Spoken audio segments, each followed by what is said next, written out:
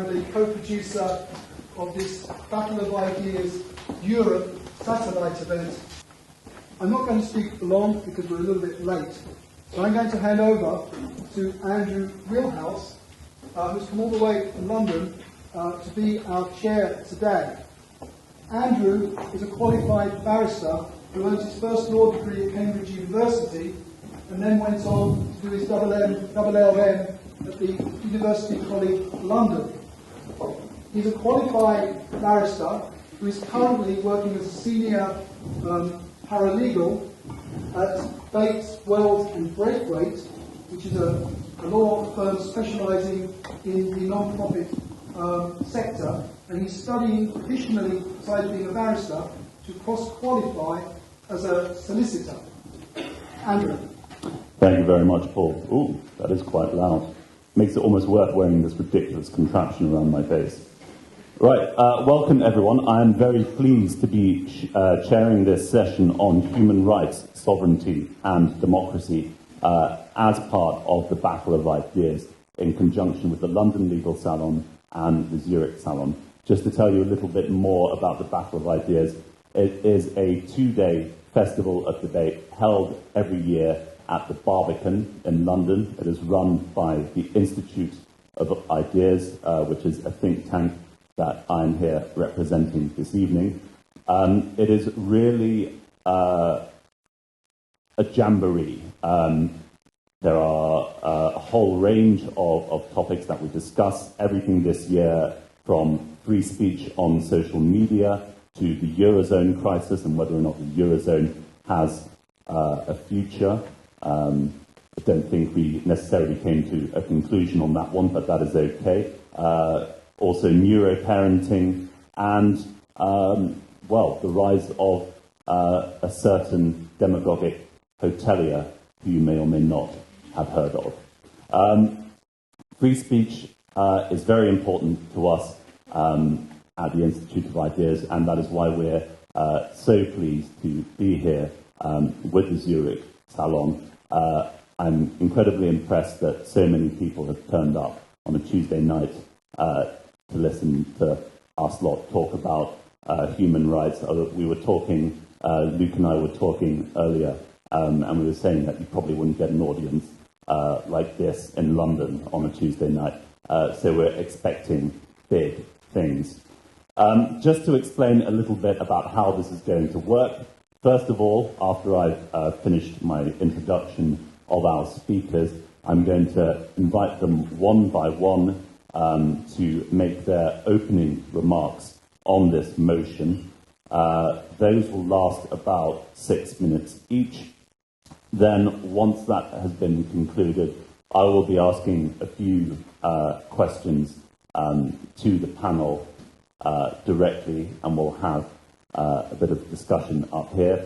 And then the main event will come out to you, the audience. There will be a roving microphone. I will take groups of questions, and then once we've got a few, come back to the panel and invite them to comment. And then towards the end, I will ask each of our speakers to make some closing remarks on the topic of about 2 minutes each in duration. And what a topic we have tonight: human rights, sovereignty and democracy. It is a big topic in the UK with the Brexit referendum and the subsequent discussion that, well, has been ongoing for quite a while, but has recently, in light of events, been resurrected over the question of whether or not the Human Rights Act of 1998, which is the instrument by which the UK incorporates the European Convention of Human Rights into UK law, whether or not it should be repealed and replaced possibly by a British Bill of Rights.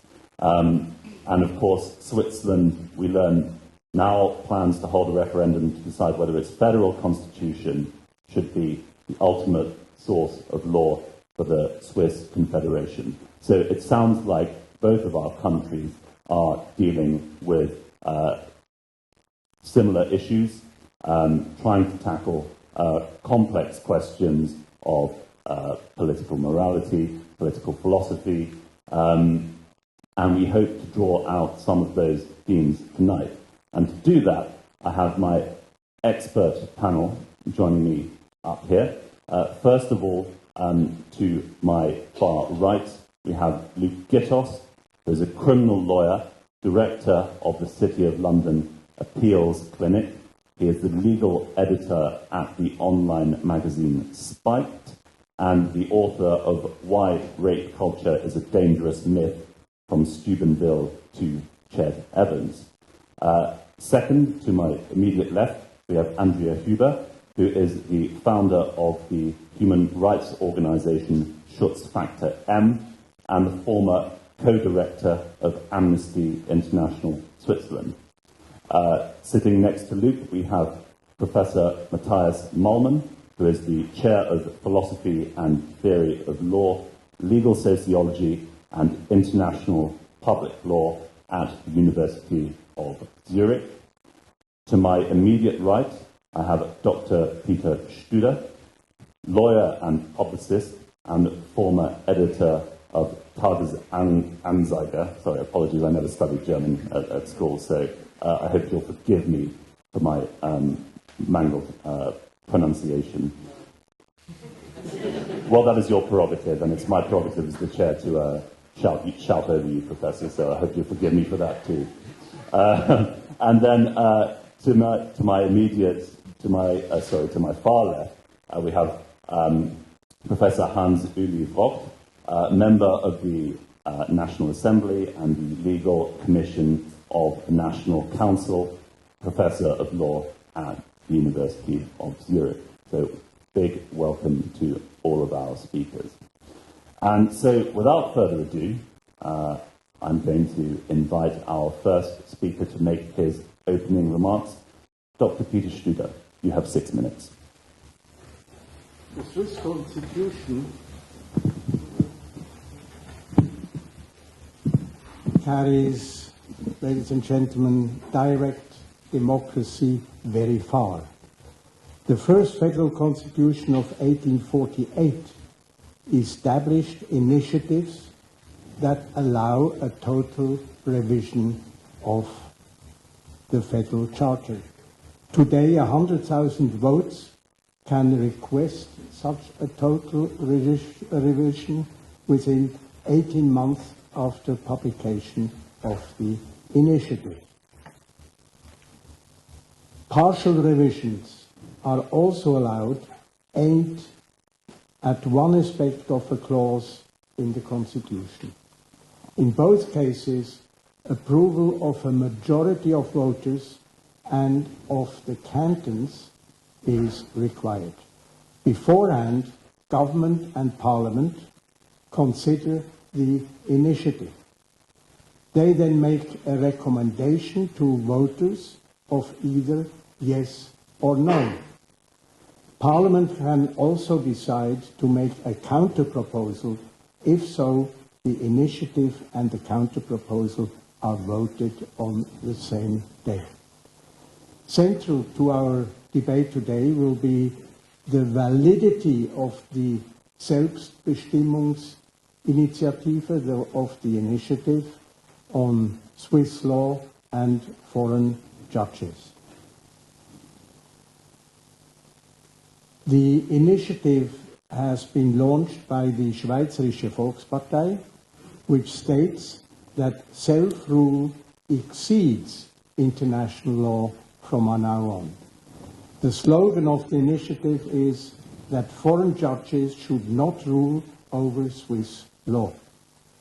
Within approximately 2 years, after the Swiss government and parliament have made their recommendations, Swiss voters will have to decide.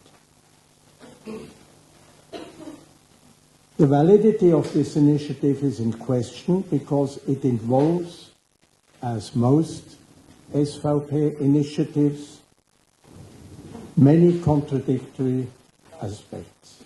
The Swiss Constitution demands that there is a material connection between the individual components of an initiative. In this case, the connection, it seems to me, is obviously not there.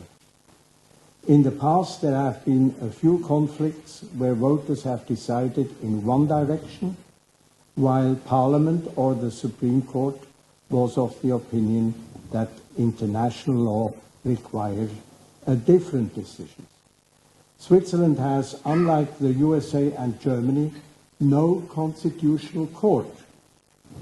Traditionally, it was accepted that initiative approved by a majority became part of the law of the land.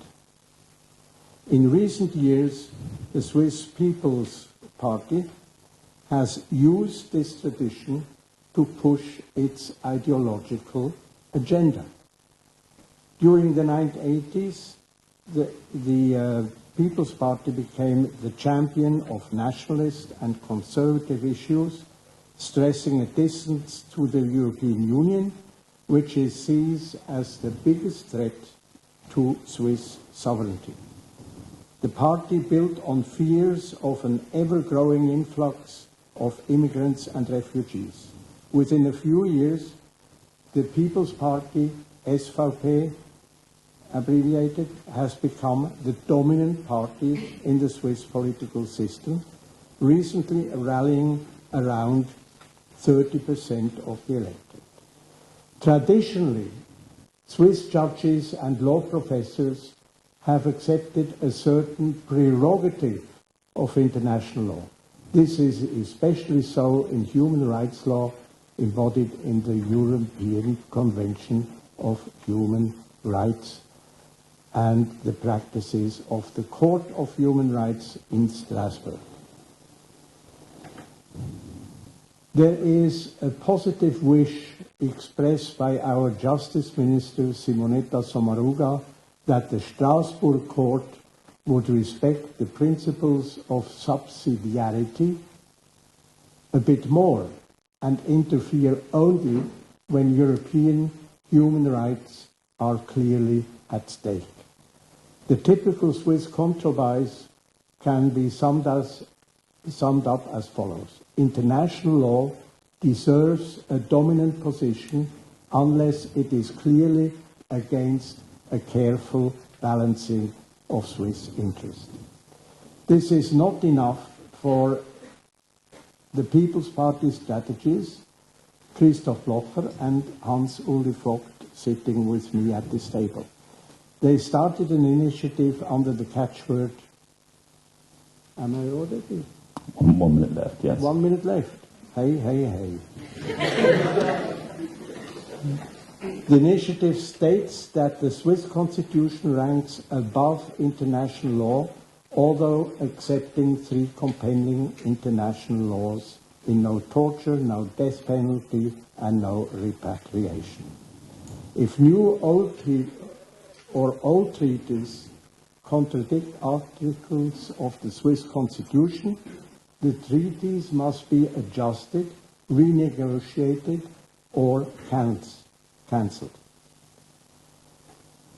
The initiative is an attack on basic principle of the Swiss legal system.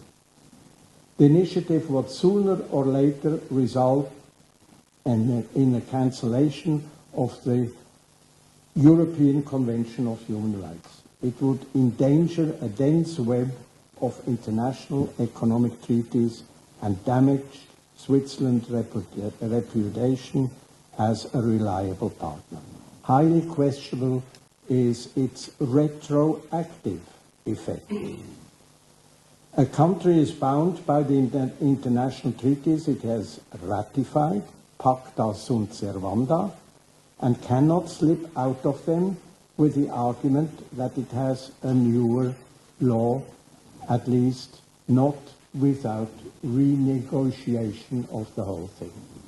Some 162 countries have signed the World Trade Statutes of GATS and others, the World Bank and International Monetary Fund, as well as dozens of treaties.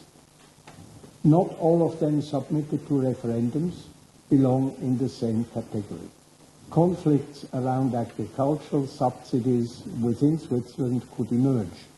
around 120 bilateral agreements on the protection of investments and on double taxation would have to be re-examined. Swiss negotiators would have to add a reservation clause warning of possible future constitutional changes.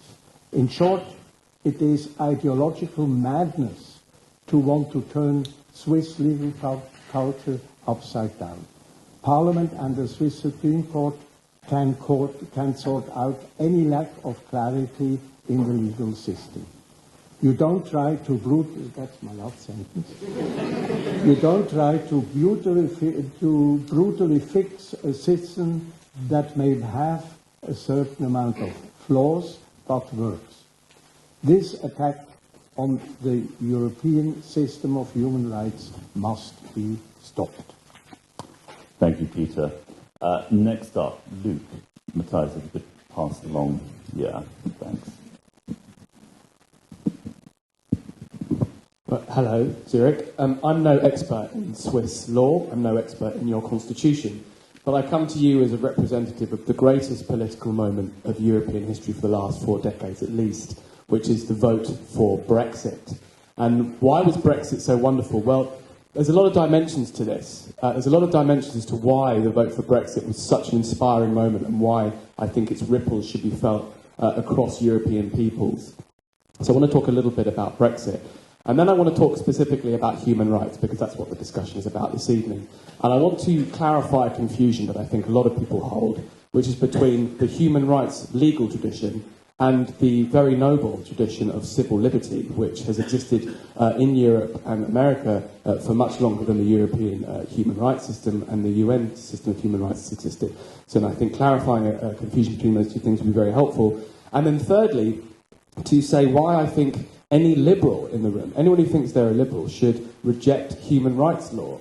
Because we hear a lot about why conservatives should reject human rights law, okay? We hear a lot about, dangerous criminals getting let off their crimes and all that sort of stuff. But I'm here to convince you why liberals, why people who think of themselves as broadly left-wing, should reject the arguments of human rights lawyers. So, Brexit. What a wonderful moment. It was wonderful because it clarified a series of things in British public life. It drew a very clear dividing line. And I think that dividing line carries over for the discussion on human rights, actually, because it drew a very clear distinction between those who think that the public should be managed and those who think the public should be free to determine their affairs for themselves. So the moment that we received the vote on the 26th of June, there was almost an immediate reaction against it from our political and media class. This was presented as something which was ludicrous, it was mad, it was crazy to turn the whole system upside down. Wasn't it working so well? Why are we interfering in the institutions of the European Union? Well, these were all of the arguments that were made to the British people well before the referendum in June and were fundamentally rejected. What the British political establishment couldn't handle was the fact that an institution that they had built their entire lives around, insulating themselves from their own public, removing themselves from public accountability, had completely failed them.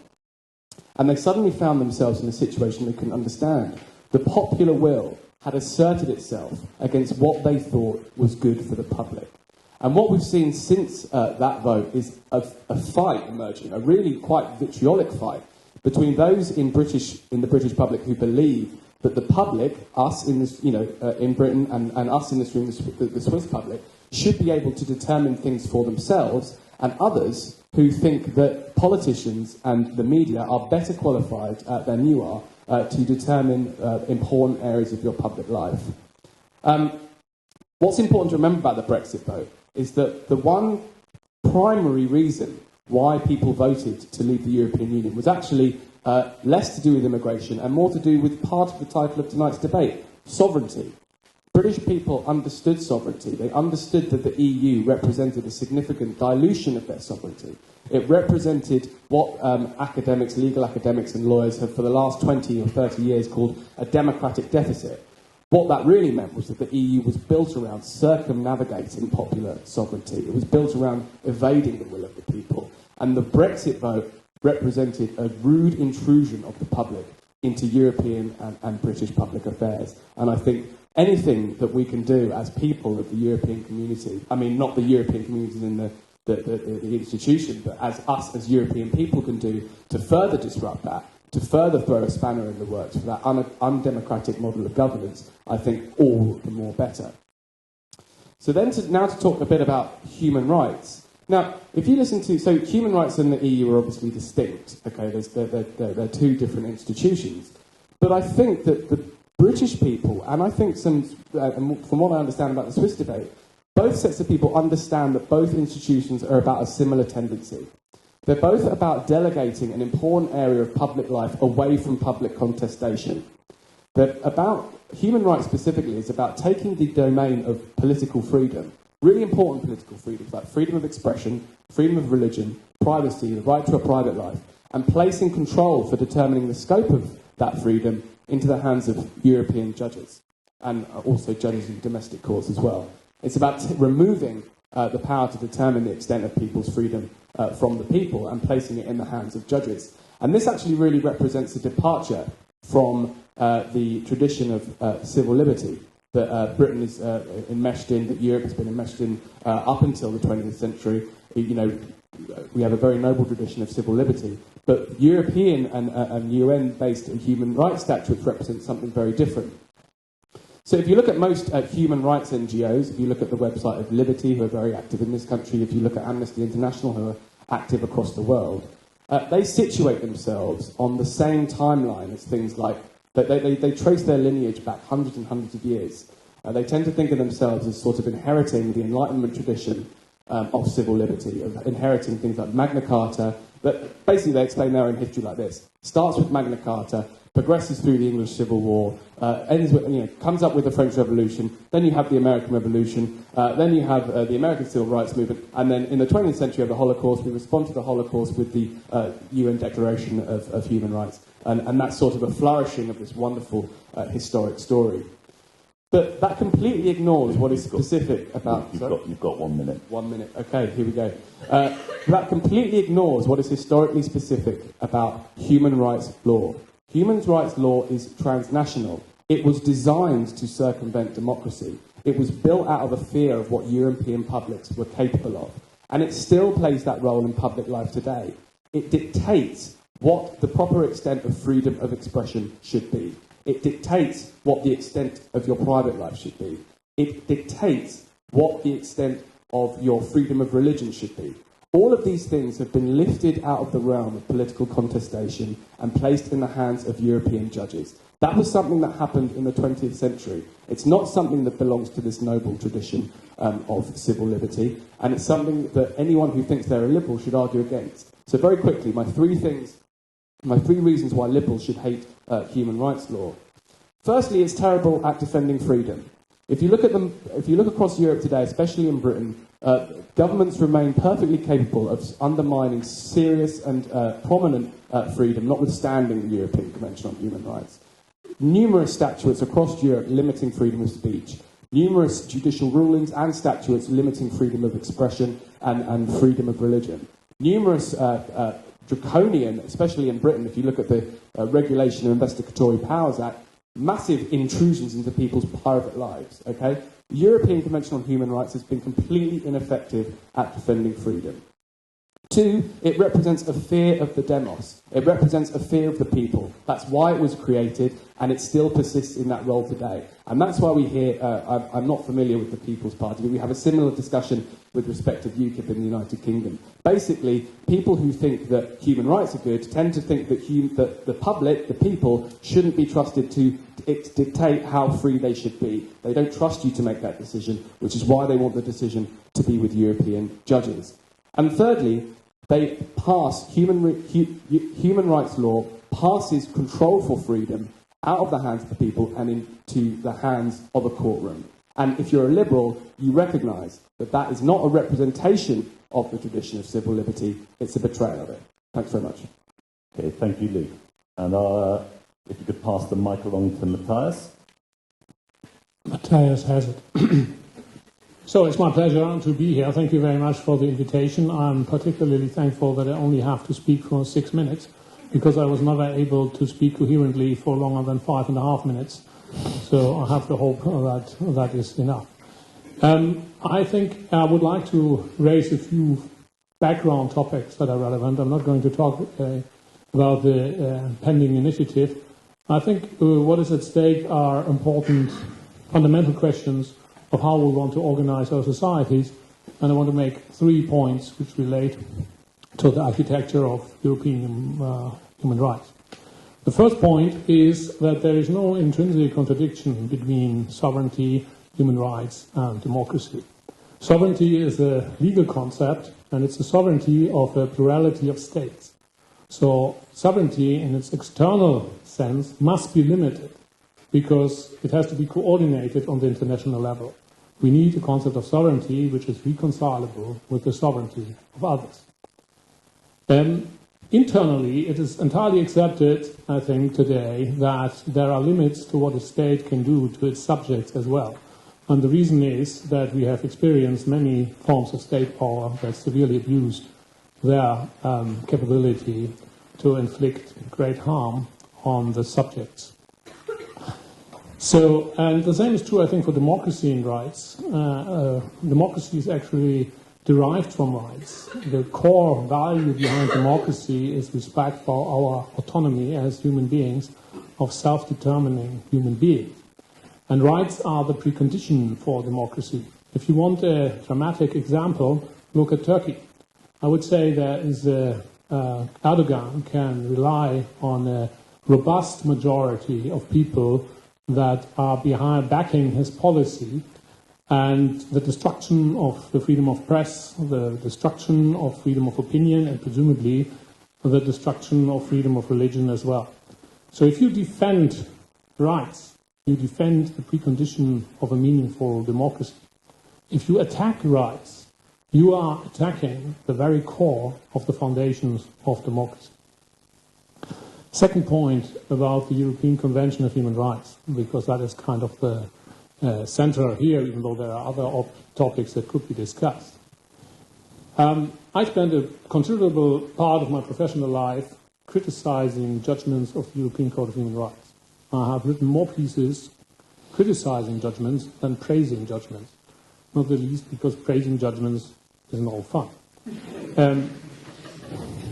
Nevertheless, I think if one assesses the value of this whole endeavor, one has to have a certain historical perspective. And I think there are a few points worth mentioning. The first point is that the system of the European Convention and the Council of Europe helped a lot to create constitutional systems in the West after the Second World War and formulate counter system to the communist states and the state socialist orders that exist. This kind of service, I think, to the cause of constitutionalism was repeated after 1989, when the Council of Europe and the European Convention was a very important element for the transformation of former communist societies into something that resembled, at least, liberal constitutional orders, even though, as we know, these systems are now under severe attack from inside. Another important point about the European Convention system is that despite many rulings that you can criticize, it has improved many things in Europe. From the caning of children to the rights of gay people, LGBT people across Europe, you can tell many stories, hundreds of, by now, entirely uncontested judgments that I think have done the European legal culture a great service. And that is recognized internationally. Many courts have taken the European system as an inspiration. And that is even true for a court like the US Supreme Court, who had major landmark decisions, for example, about the administration of the death penalty, taken because to judgments of the European Court of Human Rights as an indicator of some of the legal developments of the world. And the same is true for the Inter-American Court of Human Rights, which too derives inspiration from the European Court of Human Rights. And it seems to me that these are at least factors that should be carefully weighed against false criticisms that you can formally and entirely justifiably formulate against certain singular judgments. And it is important in that respect to distinguish between the criticism of a judgment and the criticism of the institution. There are equally many opinions criticizing the Swiss Federal Court. Again, that's what you do. That doesn't mean that you are putting the institution into question. You dissociate, you differentiate between the decisions, the concrete acts, and what the institution is about. And you need to make a case not only about certain decisions, but you have to make a case about the institution. I have a last point, and I reach it before Andrew hands me over with a certain sadistic delight his 1 minute sheet. And the remark is the following. I think we live in very dangerous times. Europe is surrounded by military conflicts. There's a proxy war going on between the superpowers in the Ukraine. There's another proxy war going on between the superpowers in Syria. The American and the Russian airplanes fly perhaps 100, 200 meters away from each other. The northern African states have partly collapsed or are at least in danger of collapsing. So I think we are in a situation of international disorder which should worry us profoundly. And I personally like to be alive, and I like to be safe. And I think one of the conclusions to be drawn from international history and the horrible history of the 20th century, that you need international coordination. You need some kind of cooperation. And it seems to me that these are times that are ill-suited to endanger those elements of international cooperation that have been built and maintained and offer a certain possibility to solve conflicts peacefully and without the need of people to take recourse to other violent means. And I would like to remind you of the Syrian revolution and the fact that these people had at some point no other choice, they perceived, but rightly so, than either enduring Assad's regime or to use violence. And I think we can praise ourselves and be happy that we have the privilege that we have other mechanisms, and I don't think we should endanger them by short-sighted political aims. Thank you very much, Matthias. Andrea. Thank you so much for these words that I completely share. I have a mother who grew up in Nazi Germany, and her biggest wish was for her children to never experience a war. My generation had the luxury to grow up in peace, and as you just said, we are living in dangerous times now. Peace, I don't know if this is working. It's the same, okay. Peace, democracy, and human rights are the biggest achievements of the last century. The European Convention on Human Rights plays a crucial role, as we've heard from Matthias Mahlstein, as it sets a minimum standard for human rights for the European continent. It has nothing to do with the EU, we're talking about a whole continent. The Convention is the continent's guardian rail to facilitate and promote democracy. So happened after the Cold War and so needed in the future. That's why Switzerland ratified the Convention in 1974 and integrated it into the Swiss Constitution with its revision of 1999. The European Convention on Human Rights became Swiss law. We heard from Peter Stude earlier about the People's Initiative against the so-called foreign judges. The website for tonight's discussion even says that the objective of this controversial federal popular initiative is to put the Constitution above non-obligatory international laws and the influence of foreign judges and powers. There are no foreign powers involved that repress Switzerland with sneaky contracts. Switzerland is free to sign and to resign international treaties. The international law Switzerland is bound to is democratically legitimated. Who would, if the initiative was accepted, decide over the cancellation of international contracts?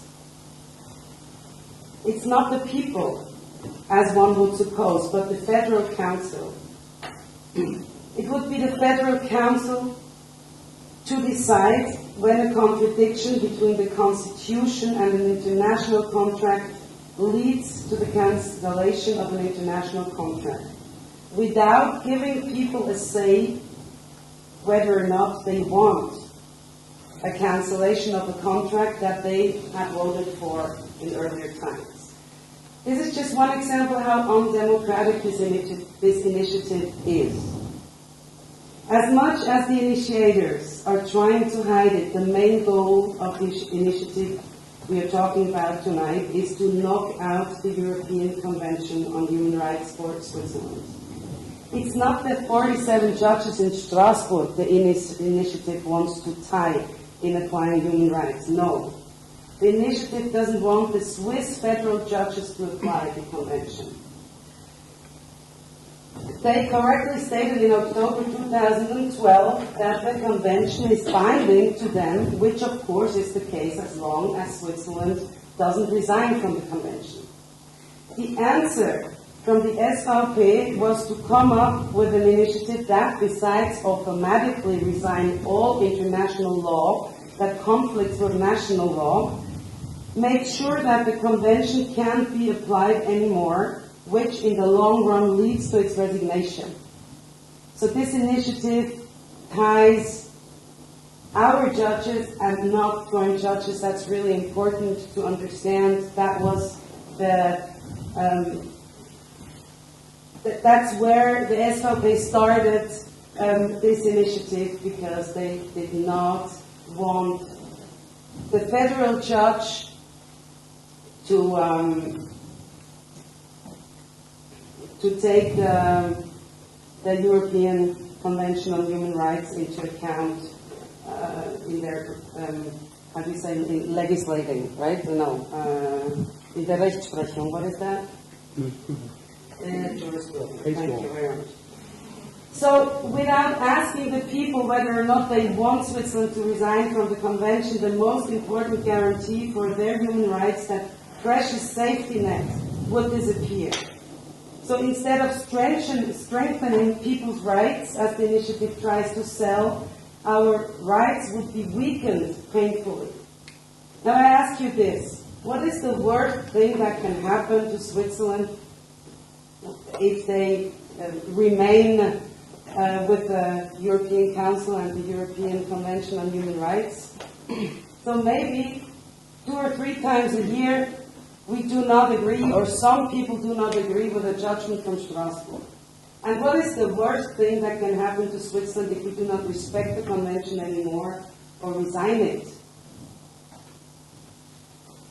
The worst thing that can happen if we resign the convention, we are losing the ultimate guarantee of a minimal standard of human rights, and we are putting in danger a precious instrument for democracy and peace in Europe.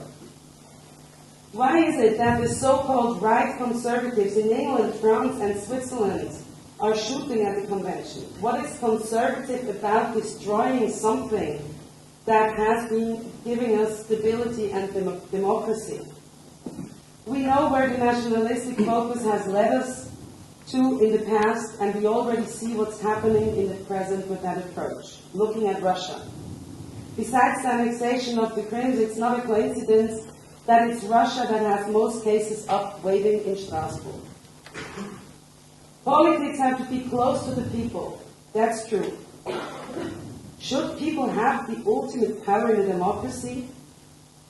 Well, democracy, that the Greek word says it's the people's power. But it's that word was born in ancient Greek and thousands of years ago, and so there have been passed many, many years, and today we have another understanding of democracy, and it's a system of checks and balances, of division of powers, and that's exactly what the SVP is trying to weaken, our system of division of power, of checks and balances, by selling us that people should have the ultimate word for everything. So, Andrew, you have 1 minute. Thank you. So being a populist movement should not just be about making votes. Just 2 weeks ago at the podium in Geneva we were present, and Yves Niederger, he's a lawyer and a parliamentarian from the SVP, was asked about the foreign judges, and he said, oh, that's just marketing. Les juges étrangers, ça marche bien. That's what he said. So, that's why we showed, as Schutzfaktor-M, we showed the SVP when they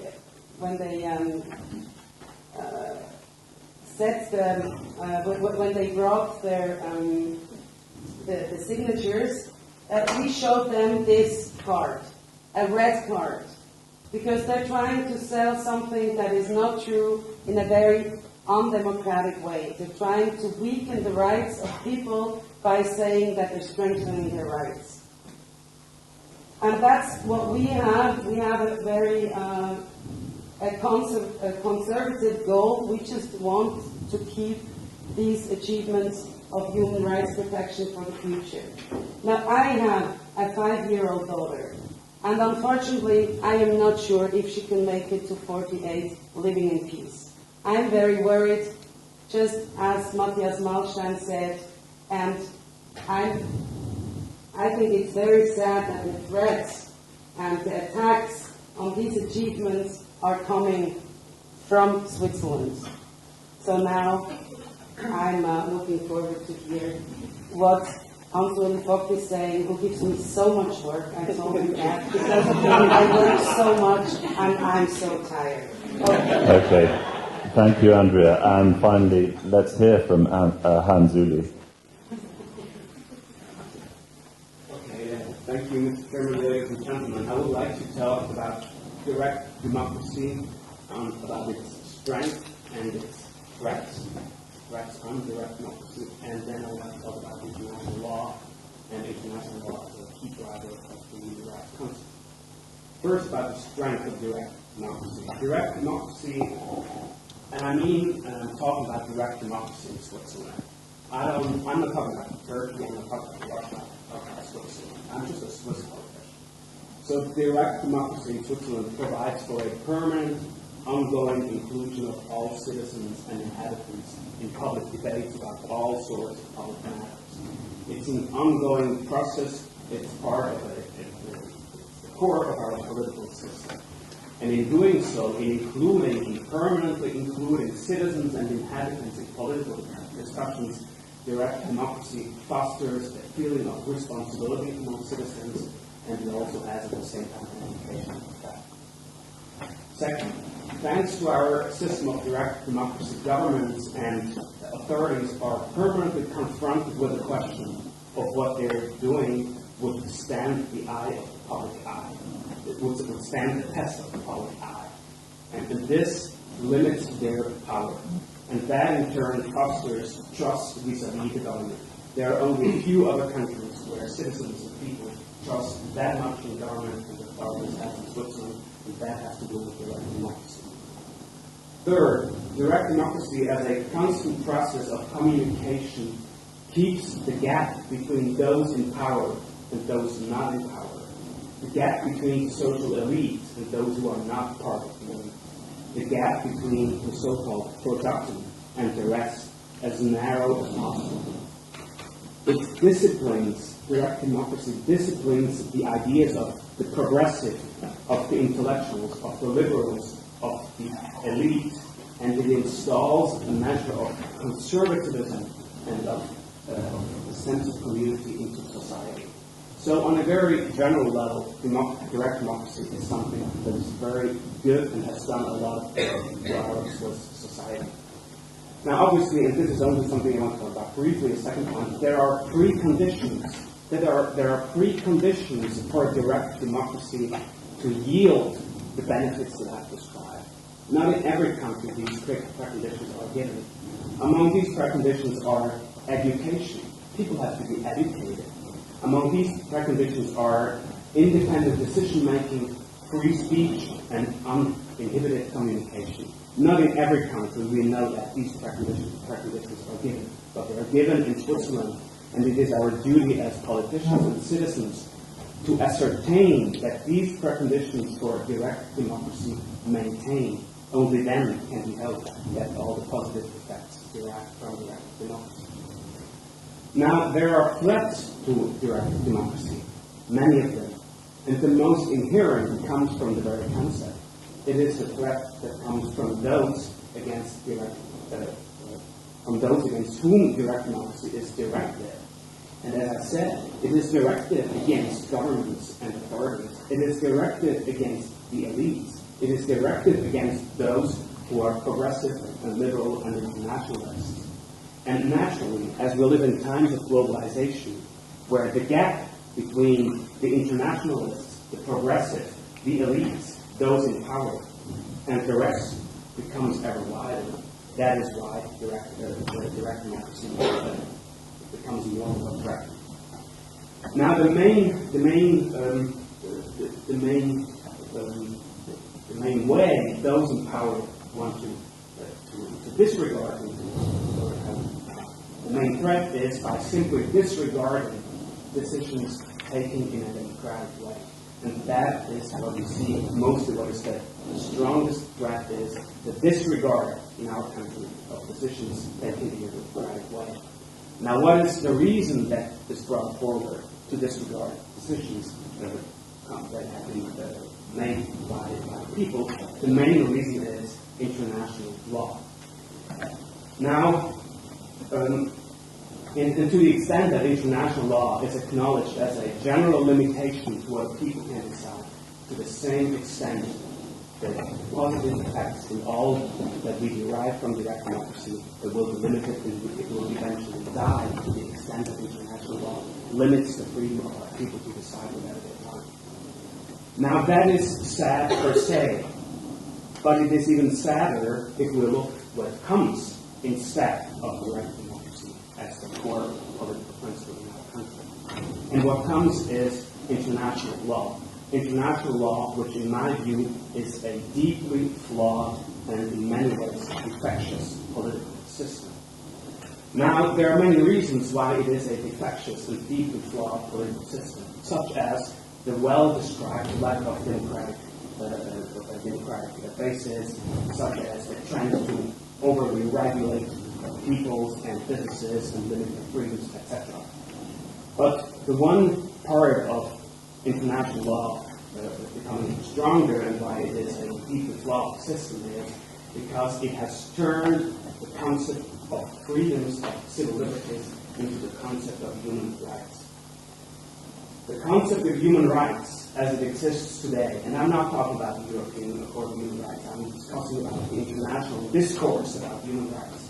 This concept of human rights has hijacked, transformed, and abused the original concept of civil liberties. And I repeat, hijacked, transformed, and abused. Now there are just a number of keywords I want to drop and show how it has done so. And you've got 1 minute to tell us all about that, Hans-Ueli. It's 6 reasons, and I'll take about 10 seconds to each. First, the application of freedoms originally thought to protect citizens against governments to the relation between individuals limits the principle of private autonomy and freedom that should govern the relationship among individuals. Second, the establishment of claims directed towards governments, such as providing for social welfare, education, etc. This is a perversion of the original idea of civil liberties, which are meant to push back government and state. Establishing claims directed towards the state and government actually leads to an ever bigger government and bigger state. Third, the modern human rights movement persistently neglects the original ideas of civil liberties. What have the human rights organizations done to alleviate the people's tax burdens? What have human rights organizations done to make sure democratic decisions are implemented? They have done nothing. Fourth, the turning of each and every legal question into a human rights question leads to uncontrolled expansion of the human rights concept. Each and every legal question we deal with can be turned into a human rights question, and that is what's happening. Fifth, there is an inherent and systematic dominance of individual interests vis-à-vis collective interests when especially courts are weighing interests against each other, or put differently, there is an imbalance between rights and responsibilities in the current human rights discussion. And sixth point, the judicialization of political questions leads to a dictatorship of judges and takes away decisions and questions that should be decided by people or by parliaments from them and gives them to judges, which on the international level are now controlled. That's why they are dictators. So this is why I think direct democracy has done a lot of good to our country. And if we need to fix the system, let's fix it in our country. I'm open to any discussion, but I don't want to yield our system to an international law system that is so deeply flawed and defections.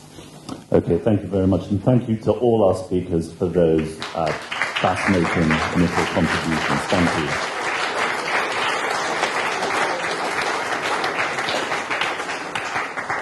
I'm just going to ask a few questions of panel members, just to get the discussion sort of started.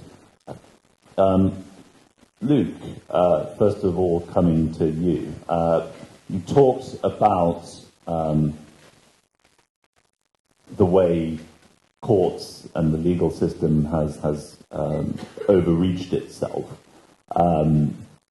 and how courts are generally rubbish at defending freedom. And it sort of makes me wonder, what do you actually think courts are for in terms of their core function? What should they be doing and what should they be avoiding? Can I also say, whilst we have this sort of exchange, I imagine panel members are going to want to come back on each other's points. If you can keep your sort of main contributions into the mic, heckling, you may heckle, but we can generally do that out of the mic. Does that make sense? Is that okay? Great. Okay, Luke. Well, judges and courts interpret law. That's their job. That's what they do. But the problem with human rights law is that it encourages the politicisation of our judiciary, because it turns political questions into legal ones.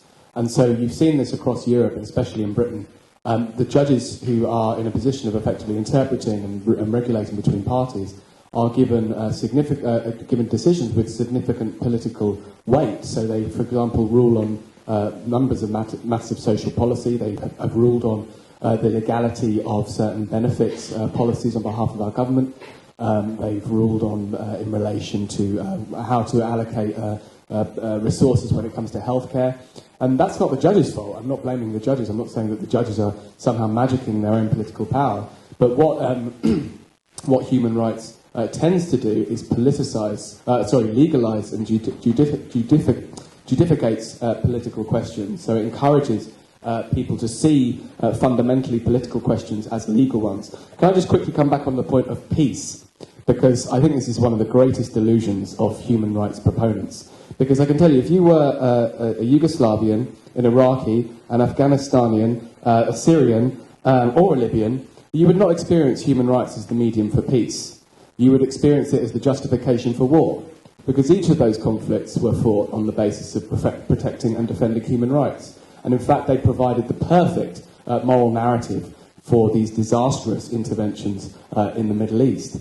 So I think when people talk about that human rights, that the European Convention or the UN have propagated peace throughout Europe, you look firstly within Europe at Yugoslavia, the NATO bombing of Yugoslavia, and then look at the way that politicians across the West have used human rights to justify disastrous and ongoing conflicts in the Middle East. And you'll see that really, if you take your focus away from Europe for just a moment, you'll see that human rights have been a significantly destabilising force throughout Europe and the wider world for quite some time. In fact, even Russia is now starting to justify its bombing campaigns on the basis of protecting human rights, which you might think is quite ironic because they've effectively adopted the language of Western intervention to justify their own disastrous incursions onto affairs in the Middle East. And who do we have to blame? No one but ourselves. And the continuing delusion that human rights have done anything to protect peace is an absolute joke. Okay, thank you very much. Number of points that I think people are going to come back on. Andrea, I think you might have something to say about the war thing, right? Yeah, we'll come to you in a minute. Matthias, can you what do you think about this point about the laundering, if I can call it that, of political questions into legal ones? Do you accept Luke's point? And I think it's also an extension of the point that Hans-Ueli has made. What do you have to say about that? Well, I think one, again, has to remember what the basic point of the important project of European civilization called constitutionalism was about. The idea of constitutionalism is to settle a few political issues and to create a framework in which human beings can have their conflicts in some kind of civilized way. It was a deeply politicized question whether there is basic human equality between various social classes, depending whether you're an aristocrat or a peasant or something of that sort, and whether you would have a vote and other things. And the idea of constitutionalism, and it's a revolutionary and I think incredibly important idea, was to settle certain issues, and the idea of a constitution is to actually take certain questions out of the everyday contention of politics because we all agree on them.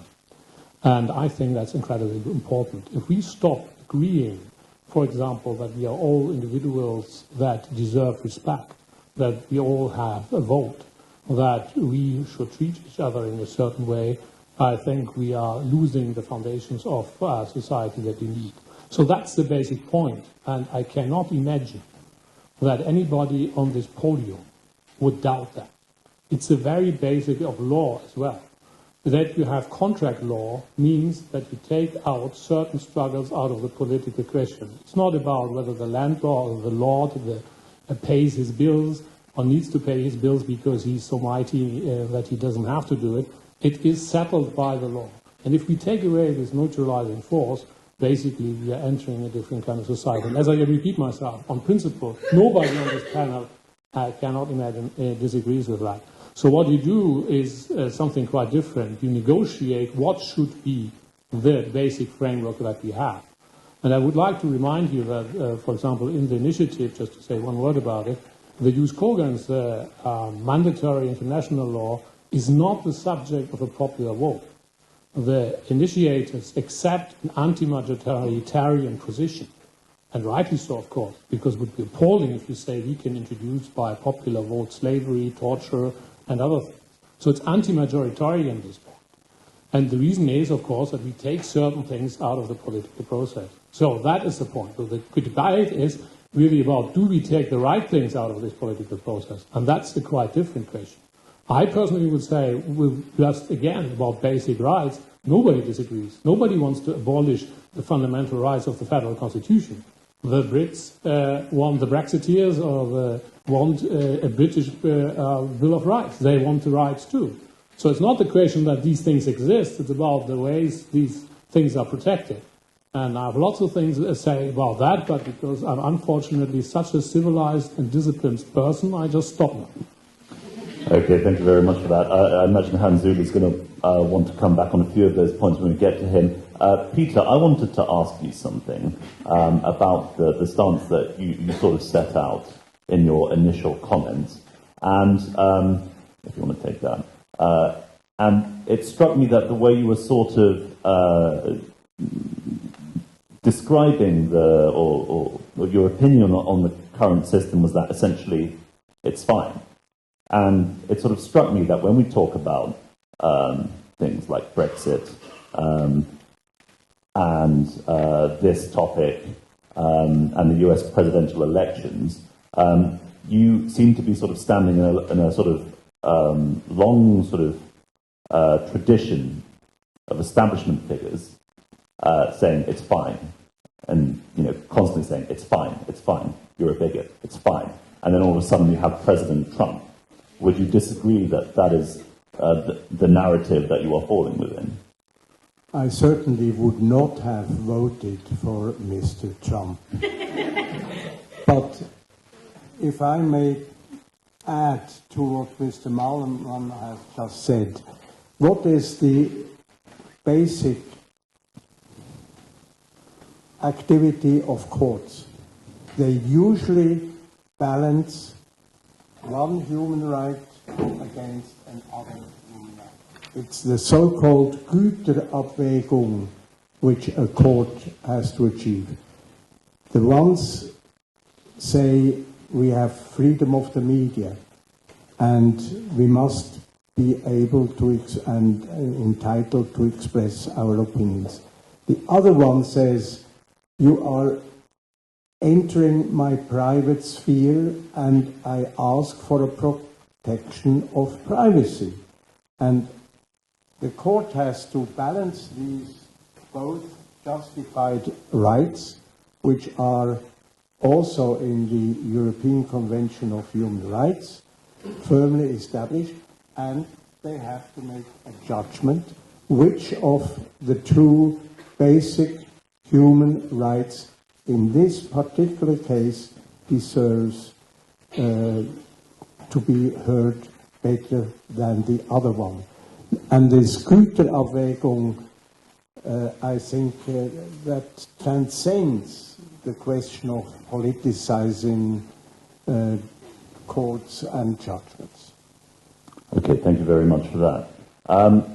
Andrea, we heard from Luke about the way in which human rights has been essentially invoked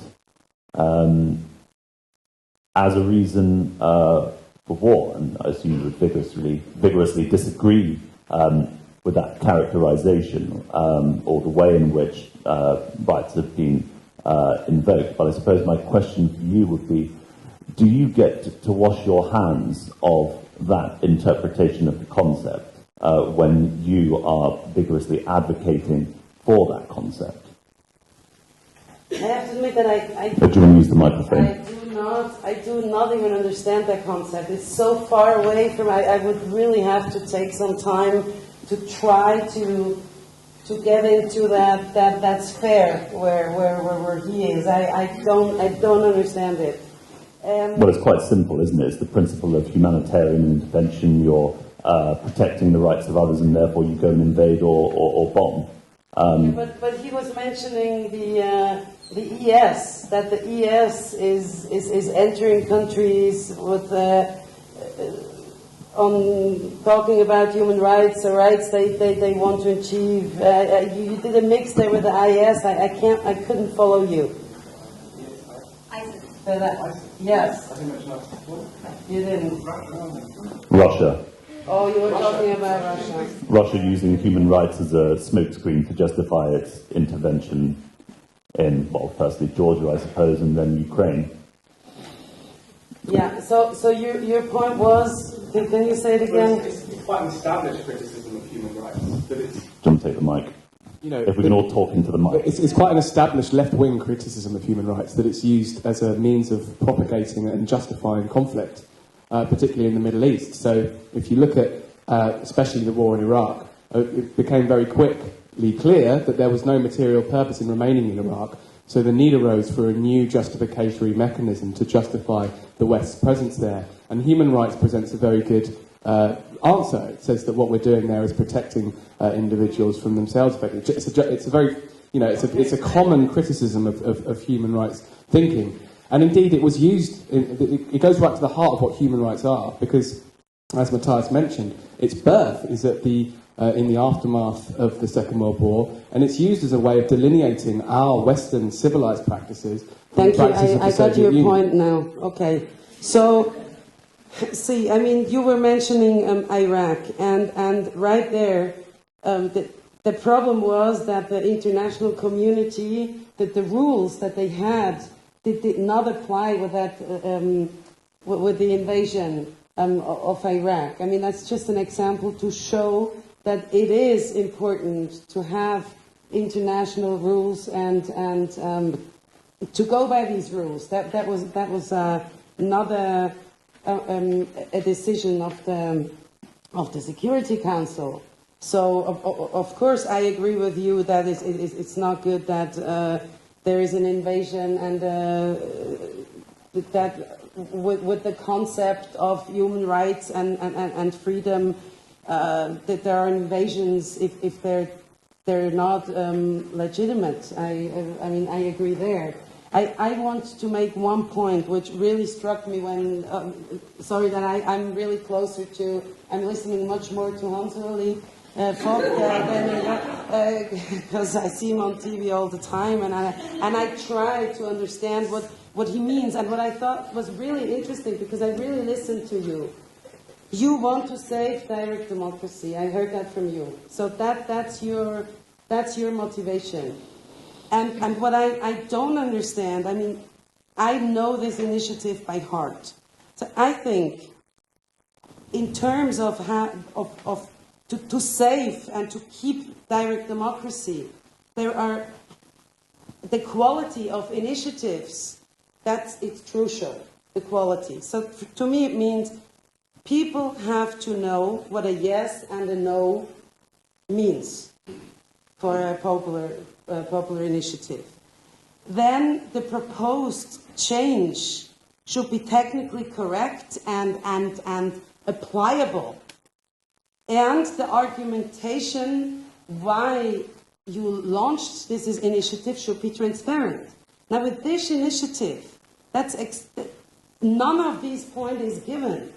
So just that you understand from which side I'm coming, I think this is really lying to people, playing a game on them, because direct democracy to me is just as important as to you.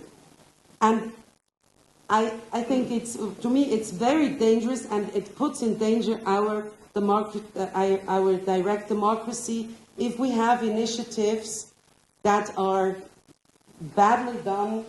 People don't know what the effects could really be, and then the argumentation is so sneaky that now even, well, I didn't hear it from you, but yes I did. It's not about human rights, it's not about the convention, no. We did a good campaign, so you realized it's not so easy to attack the European Convention on Human Rights, so now you find another argumentation. So that's, for me, that's betraying your voters, because they trust in you, and you're not transparent and you're lying. So that's where I come from when I do not understand this Hans-Ueli Vogt.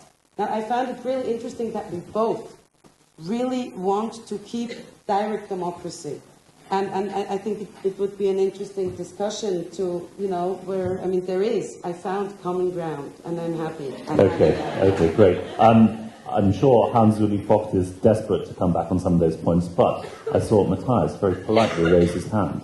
If you want my attention, I would strongly encourage this kind of polite behaviour. Was there a point you wanted to make before I go over to Professor Vogt? Well, I don't want to take much more space here than others, of course, but I just wanted to weigh in and just say one simple sentence, namely, there is no single noble concept in the history of human ideas and practice that hasn't been abused. That is, I think, obvious. You can tell the story about the abuse of the idea of justice. Your most cherished religious belief that anybody of you may entertain, we will find an example that somebody used it to lead people astray and abuse it. So the argument from the abuse is a non-starter. The question is quite a different one. The substantial question is, does anything in the notion of human rights as it has been developed lend any support, let's say, to the Iraq war, or something like the Iraq war? And the straightforward answer is, of course, no. Not at all. How could you think? And I think that is the kind of argument which I personally, with all due respect for your agenda, find dangerous. Because it plays with a certain case and with certain emotions that I think we shouldn't play with. Okay, thank you, Matthias, for that very long sentence. Hans-Ueli Vogt. Yeah, first, I take your words as a dinner invitation, which I happily accept. I would like to reflect a bit on where's sort of the line to draw between what belongs to the legal system and what belongs to the political system, because that has come up several times. And I do have to admit, and now I'm not talking as a politician, but as a person, I don't know exactly either, and I see that as a core issue. I mean, basically the answer, I think, is easy. It is a matter for the legal system to apply legal norms in a single case and retrospectively.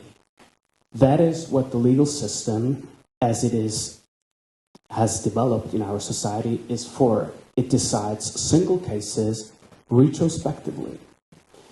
Whereas politics takes collective decisions to be applied and effective for the future. So that is a basic and very clear division of labor between the legal and the political system. Now, the problem comes from the fact that even individual decisions taken retrospectively, such as deciding whether someone should be expelled from a country, such as deciding whether someone is allowed to build a minaret, have, as a matter of fact, consequences for the future for similar other cases. And that's where all the difficulties come from. Because at that point, when single individual cases taken retrospectively have consequences for the future and collective consequences, then you are in the middle of the political system. And so, given this difficulty, the question is where to draw the line, and why is applying human rights provisions different from applying, I don't know, legal provisions concerning the rights of landlords? First of all, they are very vague. They just give much more appreciation to apply individual case to judges than does some provision in a landlord in the law concerning landlords. Human rights provisions are very vague, so they're saying like, you know, your right to your privacy, etc., is guaranteed or protected. What does that mean? Right to privacy? No one knows. Second, Mr. Studer mentioned it's about balancing interests. That is correct. But there may be the situations where it's not where, or in many situations, we can see that courts tend to have a bias in one direction, that they tend to give less weight to what we call the collective interest or the public interest, and to give more weight to the personal and individual interests. And it comes from the very concept of civil rights and human rights, that they have a strong view on the interest of the individual. And I think that a lot of criticism vis-à-vis human rights comes from the systematic underweighing of collective interests, such as peace among religion, for instance, or such as a country's right to determine who can live on its territory and who cannot. Okay. I think, thank you for that. I think I'm going to cut you off there because I think it's about time that we went out to the audience. Can I see some hands for some questions? Apologies for keeping you waiting. As you can see, we do go on a little bit as a panel. Yes, okay. If we start at the front here, and if you can speak into the microphone, I'm going to take a good number of questions from the audience and then come back to the panel for relatively brief comments. Going to need some help just passing the mic around, because I can't get in between. So if people can just help, I'll point to where it needs to go. Help from the chair. Yes, I was impressed by Vogt's talk. You're ever so great at myth building. You're implying that the threat to direct democracy is those 1.5% of European human rights court cases where Switzerland actually was told, no, it was not correct what they did. But in reality, where direct democracy is sabotaged, is undermined, is when we do have a majority vote about local national or cantonal initiatives where the majority in parliaments refused to apply what has been voted on. We had an initiative to limit the number of transports through the Alps 20 years ago. Anything close to what's written in our constitution is done. We had an initiative recently about protection of cultural land in Zurich. It's being sabotaged by the majority in Parliament to actually apply what has been decided through an initiative. I assume you that here take the High Court in Bern as foreign judges because they told the canton of Zurich, no, you cannot just disregard what has been decided. So our problem with direct democracy is that it's ever so easy for majorities in parliaments and for governments to not actually apply what has been decided on. And that small percentage of human rights court cases where Switzerland has to re-evaluate a decision, that is absolutely negligible. Okay, thank you very much. More hands, please. Yes, the lady directly behind you. Keep the microphone in your hands, Mr. Second Moderator. Yes. Go ahead. I won't be too long. So I have a question that I'm going to direct to Matthias and Hans-Ueli.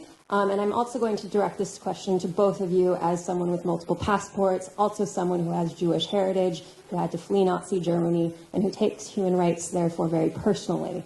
Additionally, I also have very many gay friends who would like to get married to their partners one day.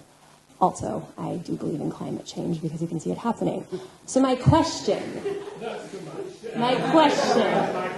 on that regard, so that's my personal stance as a human, is how is it that the two of you propose protecting the rights of the minority and protecting the rights of all human beings with the issues that the majority is making it very clear that they would like to disregard? I'm going to take the example here of climate change because that is, for many people, the least personal. It doesn't happen in the bedroom. It doesn't happen in the place of worship. It happens when you drive your car. It happens when you eat. So how is it that the UK, Switzerland, the United States is expected to actually address those issues if we're leaving it up to this very issue of establishing a very bastardized political discourse where we start saying things like human rights allowed the Iraq War, which we all know is not true. Everyone protested the Iraq War for exactly those reasons. How is it that you're going to justify ignoring an international council, ignoring human rights, if it is that we're going to actually address the issues that no one wants to focus on, but in the end of the day, they're going to focus and affect us all? Okay, thank you very much. More hands. Yes, go ahead. Maybe just a brief statement on like the direct democracy, especially when like all subjects were opened for discussion or for decision. Tends to be hijacked often like by very vocal minorities. I mean, you have seen it multiple times in the past, that the majority is just simply not attending because either they don't take it serious before and afterwards they complain.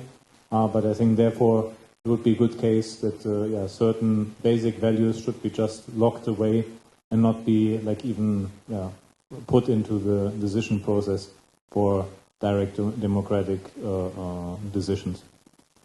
Okay, great, thank you. Yep, go ahead. I have a question to Hans-Ueli and to Luke. You both told us that Luke said that the European Union is flawed because of a lack of democracy, and Hans-Ueli said the way international human rights decisions are made is maybe too elitist or too progressive. But I understood that both of you said neither the European Union nor international human rights themselves are a problem. So why do you propose that we abolish those systems altogether, or that as a country we do not participate instead of changing those systems from within? For example, why do you, Luke, not advocate that we try to make the European Union more democratic instead of having a Brexit? Or why do you, Hans-Ueli, not propose that we change the way judges are elected for international courts so that it is not too elitist? Why leave the whole system and not change it? Thank you. Was there someone behind you? Yes. Is it on? Yeah, perfect. I want to come back to the accusation of Andrea towards the SVP and also towards Hans-Ueli Vogt as a representative of that party. And I haven't really heard a rebuttal to that yet. The accusation being that you're misusing this more or less useless myth of the foreign judge in order to play a populist power game. And in conjunction to that, I've heard in your first 6 minutes a tendency to neglect or deny the role of academia of academia and also intellectuals in a society as Switzerland, and how you see your role as such a member of the intellectuals here in Switzerland and of academia specifically. You were thinking about me. Huh? You were thinking about me. Now we are comics, we have a sad passion. Okay, thank you. More hands, please. Yes, if we go further this way. Hi. So one thing that's been sort of thrown around as understood is that we see the public as one whole. And I'd just like to kind of bring into light that I think, especially recently with a lot of the elections happening like Brexit and now the election of Donald Trump as the next US president, that we're moving in a direction where there's an increased polarity between one political ideology and another. And that Hans-Ueli Vogt mentioned that some of the preconditions or prerequisites for direct democracy are education and communication. And I think that we've moved further away from communication and education between these two ideologies. So I think, how do we include a fail-safe when we're moving in two complete opposite directions of what the left progressives want and the right conservatives want? And how do we include this moving forward? Thank you very much. More hands. Yes, the gentleman down here and then the lady in front of him, and then I think we'll go back to our panel. Yes, that gentleman. Thank you. Thank you for your comment. Isn't it an illusion that countries can be fully independent and they can disentangle them from international obligations and contracts? This applies both to Switzerland and UK in terms of Brexit and this initiative. I think even if you do that, you still have to follow implicitly certain obligations. For example, Switzerland and Norway are not in the EU, but they still follow most of their legal text. So is this illusion? Okay, great. Thank you very much. Yes, please. I have a question concerning similar statements from Professor Vogt and Luke. Sorry, I don't remember your last name. Just Luke's statement was that he thought human rights were specifically designed to circumvent democracy, if I'm quoting you correctly. And I think a statement of Professor Vogt went in the same way, where you first described that there are preconditions to a democracy, education and freedom of speech and so on, but then you denied that human rights are the basis of these preconditions. And I mean, from my perspective, I don't really see a disagreement here, because human rights are designed specifically to enable the preconditions for direct democracy. So I guess my question would be what your alternative is to ensure these preconditions for direct democracy. Thank you. Okay, thank you very much for that. Excellent questions. I'm glad I'm not the one having to answer them. But unfortunately, you panelists are. I don't expect you to try and answer all of them. Feel free to pick and choose what you want to talk about, although a question has been addressed directly to you. It might be nice if you try to answer it, but please do keep your comments brief, because I'm sure we'll have a lot more, many more questions coming from our audience. So, Luke, if we can start with you. I'll try and deal with everything, but quickly. So human rights law is not a precondition to democracy. I mean, that would be mad, because democracy has preconditioned human rights law for a very long period of time. I think what this illustrates is the confusion that I addressed in my first remarks, and I think it's a confusion that's been reflected on this panel. But what human rights proponents tend to do is take the notion of rights, individual sovereignty, the rights of individuals against their state, and completely co-opt them into human rights law. And I think that's been one of the greatest intellectual hoodwinks by human rights proponents, because, as I suggested in my opening remarks, the two are very, very different things. And human rights law is certainly not a precondition for democracy, because obviously one significantly predates the other. Climate change, down the front here, all of these issues are political issues, and I'm afraid, rather than just simply saying this enlightened council somewhere in probably America or Europe is going to tell the third world what to do about these issues, you might actually have to go and convince them that that's the right thing to do.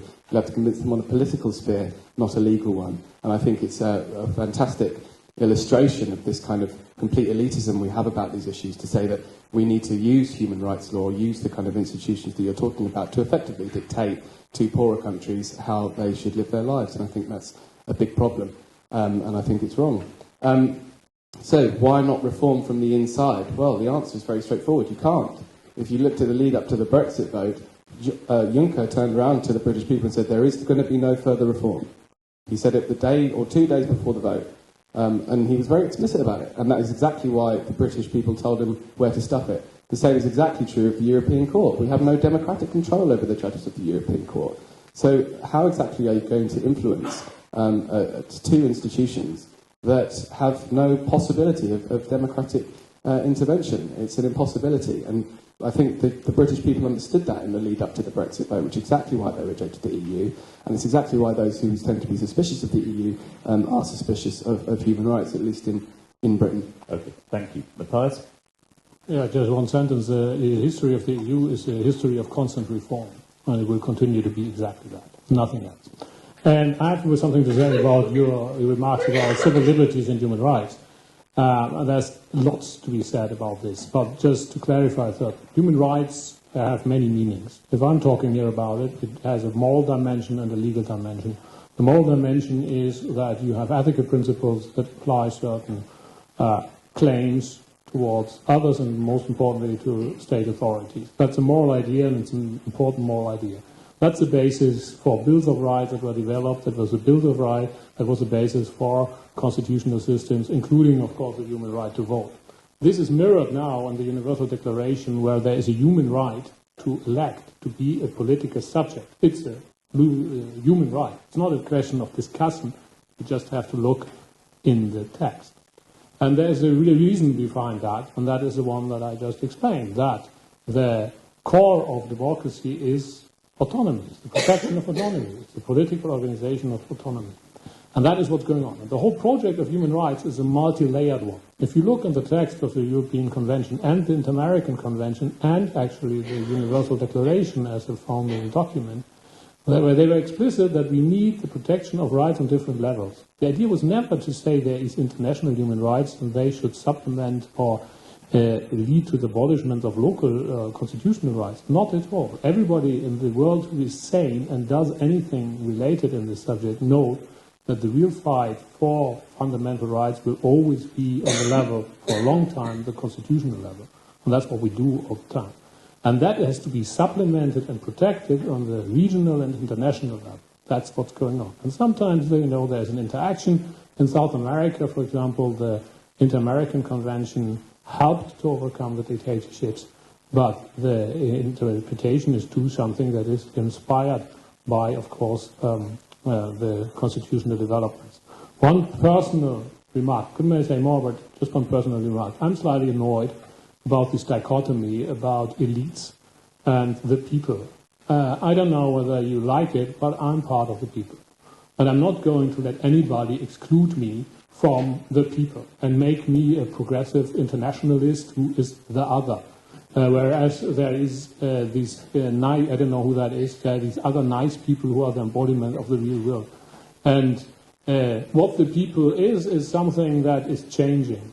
There's a wonderful passage in Gottfried Keller's Grüner Heinrich. You may know that, buy it tomorrow. It's one of the greatest novels in the 19th century in the German language, written by the greatest, perhaps, poet of Switzerland.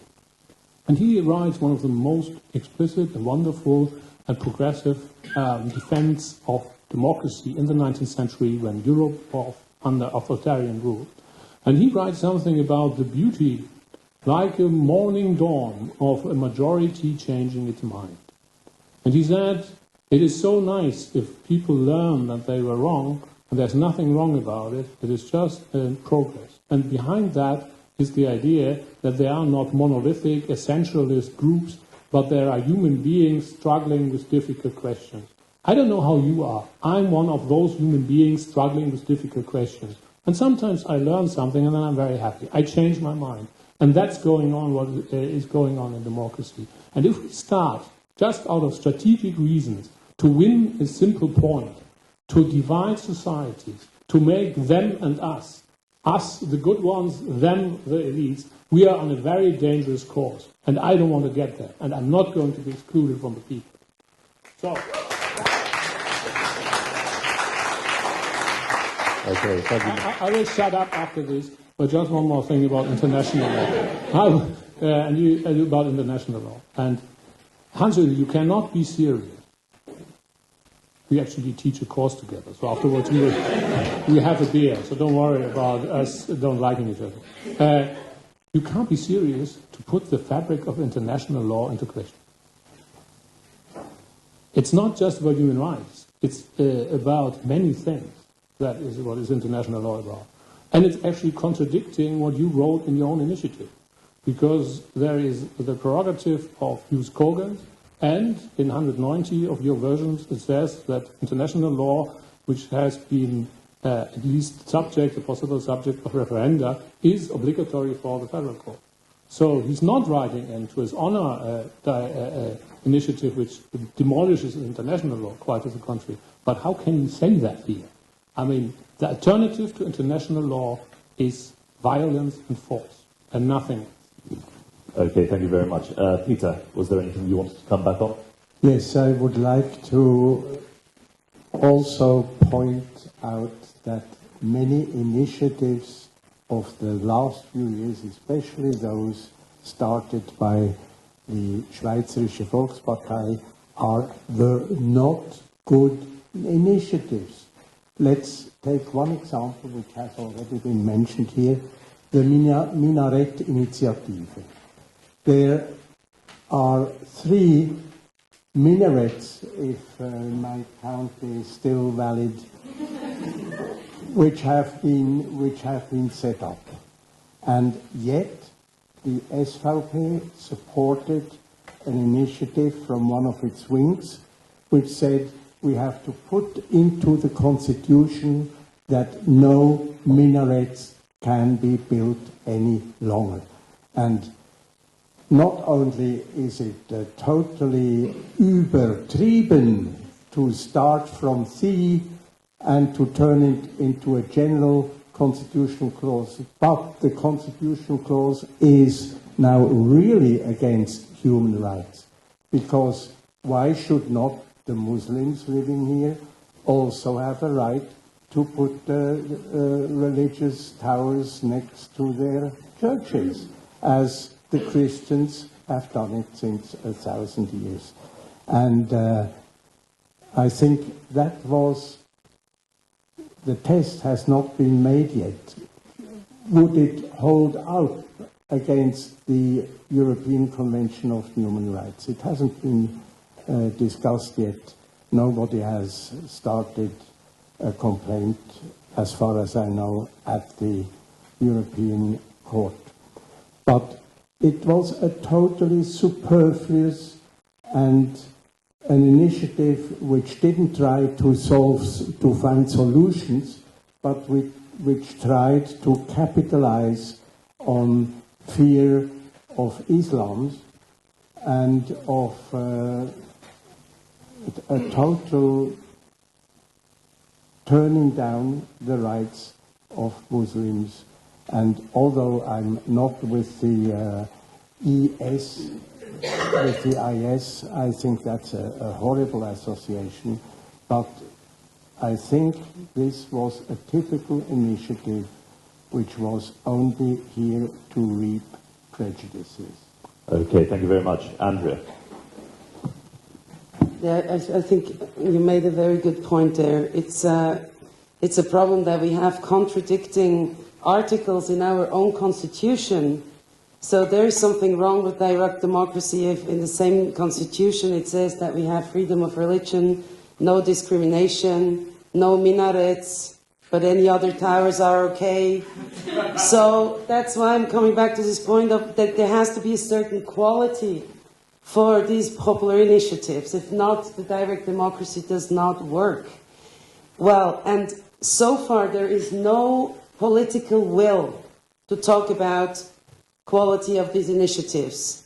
I'm in touch a lot with parliamentarians, and when I mention it, they say, there's no way. If we talk about it, to declare an initiative invalid, for example, this one, there are reasons to, you could argue this should be invalid based on existing criteria in our constitution. But nobody wants to talk about it because it's politically, it's not correct to talk about it. But earlier it was the discussion, well, what should be political and what should be legal? And I think changes of the constitution should there is a political aim to change something, political motivation, but then we have to see what's the legal frame, what is possible. So now there is two ways. Either we check before what contradictions are being created with popular initiatives, with new articles, or we leave the parliament doing what they're doing, that they're trying afterwards to do the best to eliminate or diminish those conflicts.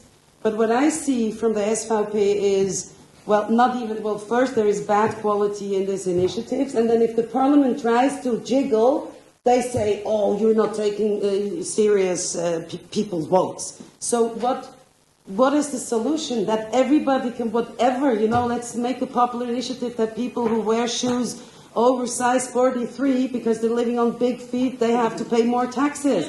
Is there no limit? So I just think that's really a point that has to be discussed on a political agenda. And I personally, I'm just mentioning that at every possible in any possible situation. And the elite, I'm really glad you said that, because I'm so tired of that too. I mean, the elite. I'm not a professor, you're a professor. So where is the elite starting? Here's a professor, he's not the elite. Then is the elite somebody who has money? Mr. Blocher is not the elite. I'm poor, I have a master's degree. Am I the elite because I'm talking about human rights? So the gap somebody was mentioning between the elite and the people, or the national conservative and the left liberals, I think the categories, they have to be thought over. I don't find myself in these in these boxes, and maybe instead of communicating between those groups, we have to evaluate what are these groups really. Yeah. Okay, thank you. Hans-Ueli, you've got quite a lot of things to come back on. I'm still, however, going to encourage you to be brief so that we can go back out to the audience. Yes, I'm somewhat crushed, but I am thankful that, with the exception of you, people refrain from being really mad or bad at me, which happens to me sometimes. Like when I went to a minority party last Saturday night, someone told me, I would love to knock you down. So I'm glad that, with your exception, people are generally being kind of nice, and we will even go for dinner together, I'm sure. So, and I see there is some basis of understanding, and that's not even rhetoric, because frankly, with Mr. Studer, I also, maybe just lunch, because there I see a much broader gap between the two of us. Let me just say something about, like the 1.5% of cases, etc. I don't think it is really important for Switzerland to be part of the European Convention of Human Rights, but it's okay to be part of it because it's part of Switzerland external politics, and by being part of it, we sort of support the system as a whole. That's why we should not withdraw. But that should not be a reason for us to accept restrictions even on votes that the supreme power in this country, and it's the people, the Swiss people, have taken. So there is a limitation to me, and that's when court take decisions that infringe or that limit the implementation of decisions taken by the Swiss people, such as the prohibition on minarets. So that would be a reason for me to not implement the court's decision. It would not be a reason to withdraw, but to not implement the court's decision, just to make my point more or less clear. Then you were talking about climate change, environment, etc., gay marriage, etc. I feel much more comfortable, taking up the example of gay marriage, I feel much more comfortable living in a society where after a maybe heated debate, a majority of people, as it is going to happen end of November in the canton of Zurich, will strike down an anti-gay marriage initiative, as opposed to living in a system like the United States, where one beautiful day, a number of justices come up and decide that marriage has now a different meaning. So I support that we take these political decisions through a debate. That may mean it takes longer until we have whatever gay marriage or environmental protection, but I feel much more comfortable if we have taken these decisions after political debates. People will accept these decisions much more than if they were if people were forced to accept them just because some justices decided. Then there was the question of the role of intellectuals and academia in our system. Well, they are like opinion leaders, they are innovators, they are coming up with ideas, they are giving direction in the public debate. I wouldn't want a democratic debate just to be among people who are not so-called specialists, who are not elite, but I love professors and others to tell the people what they think about initiatives we're discussing. That is their role. They shouldn't have the ultimate say, but they should make themselves hear so we can learn and can take wise decisions. And then we're again back at the preconditions for a direct democracy. What else? Well, much else. The gap between what was called the elite and the rest. I mean, I don't think the description of elite and the rest of it is completely wrong. I mean, journalists have described it from both political spectra over the last days in the United States. So there's something to it. And now the end, and the question was, what can you do against the ever-widening of the gap? And my point is, direct democracy is a means of permanent inclusion, of permanently making people feel responsible for the other half or for other groups. And that is a sense that is very strong in Switzerland. Think of minorities in terms of languages. I'm sure, even if there are only, I don't know, like not even 5% of Swiss people speaking Retroman, whatever, just this very Romansh, a wide majority of people would vote against any restrictions to the Romansh, the 5%, to use their right to speak their own language. There's a very broad and strong sense for minorities, and that sense is instilled and forced again and again by having to discuss publicly with each other decisions that we take. And that is direct democracy in my sense. It's just not just a single vote like Brexit. I don't think Brexit is a good example for direct democracy, because if you have just a one shot, you will decide differently than if you are called upon to discuss issues again and again and again over decades. And yeah, I think, I mean, I don't want to... Well, yeah, Yeah, there's been obviously a lot that's been said about the initiative that is just so terribly wrong, but this is not the place to rectify all these allegations and wrong things that have been said. Okay, thank you very much, Hans-Ueli. We're going to go back out to the audience. So can I see hands?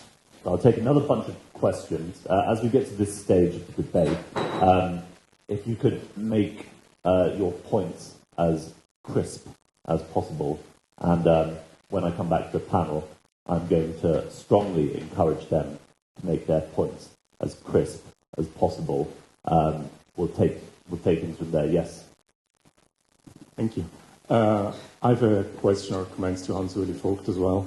My girlfriend is Turkish, and she is a colleague of yours at the University of Zurich.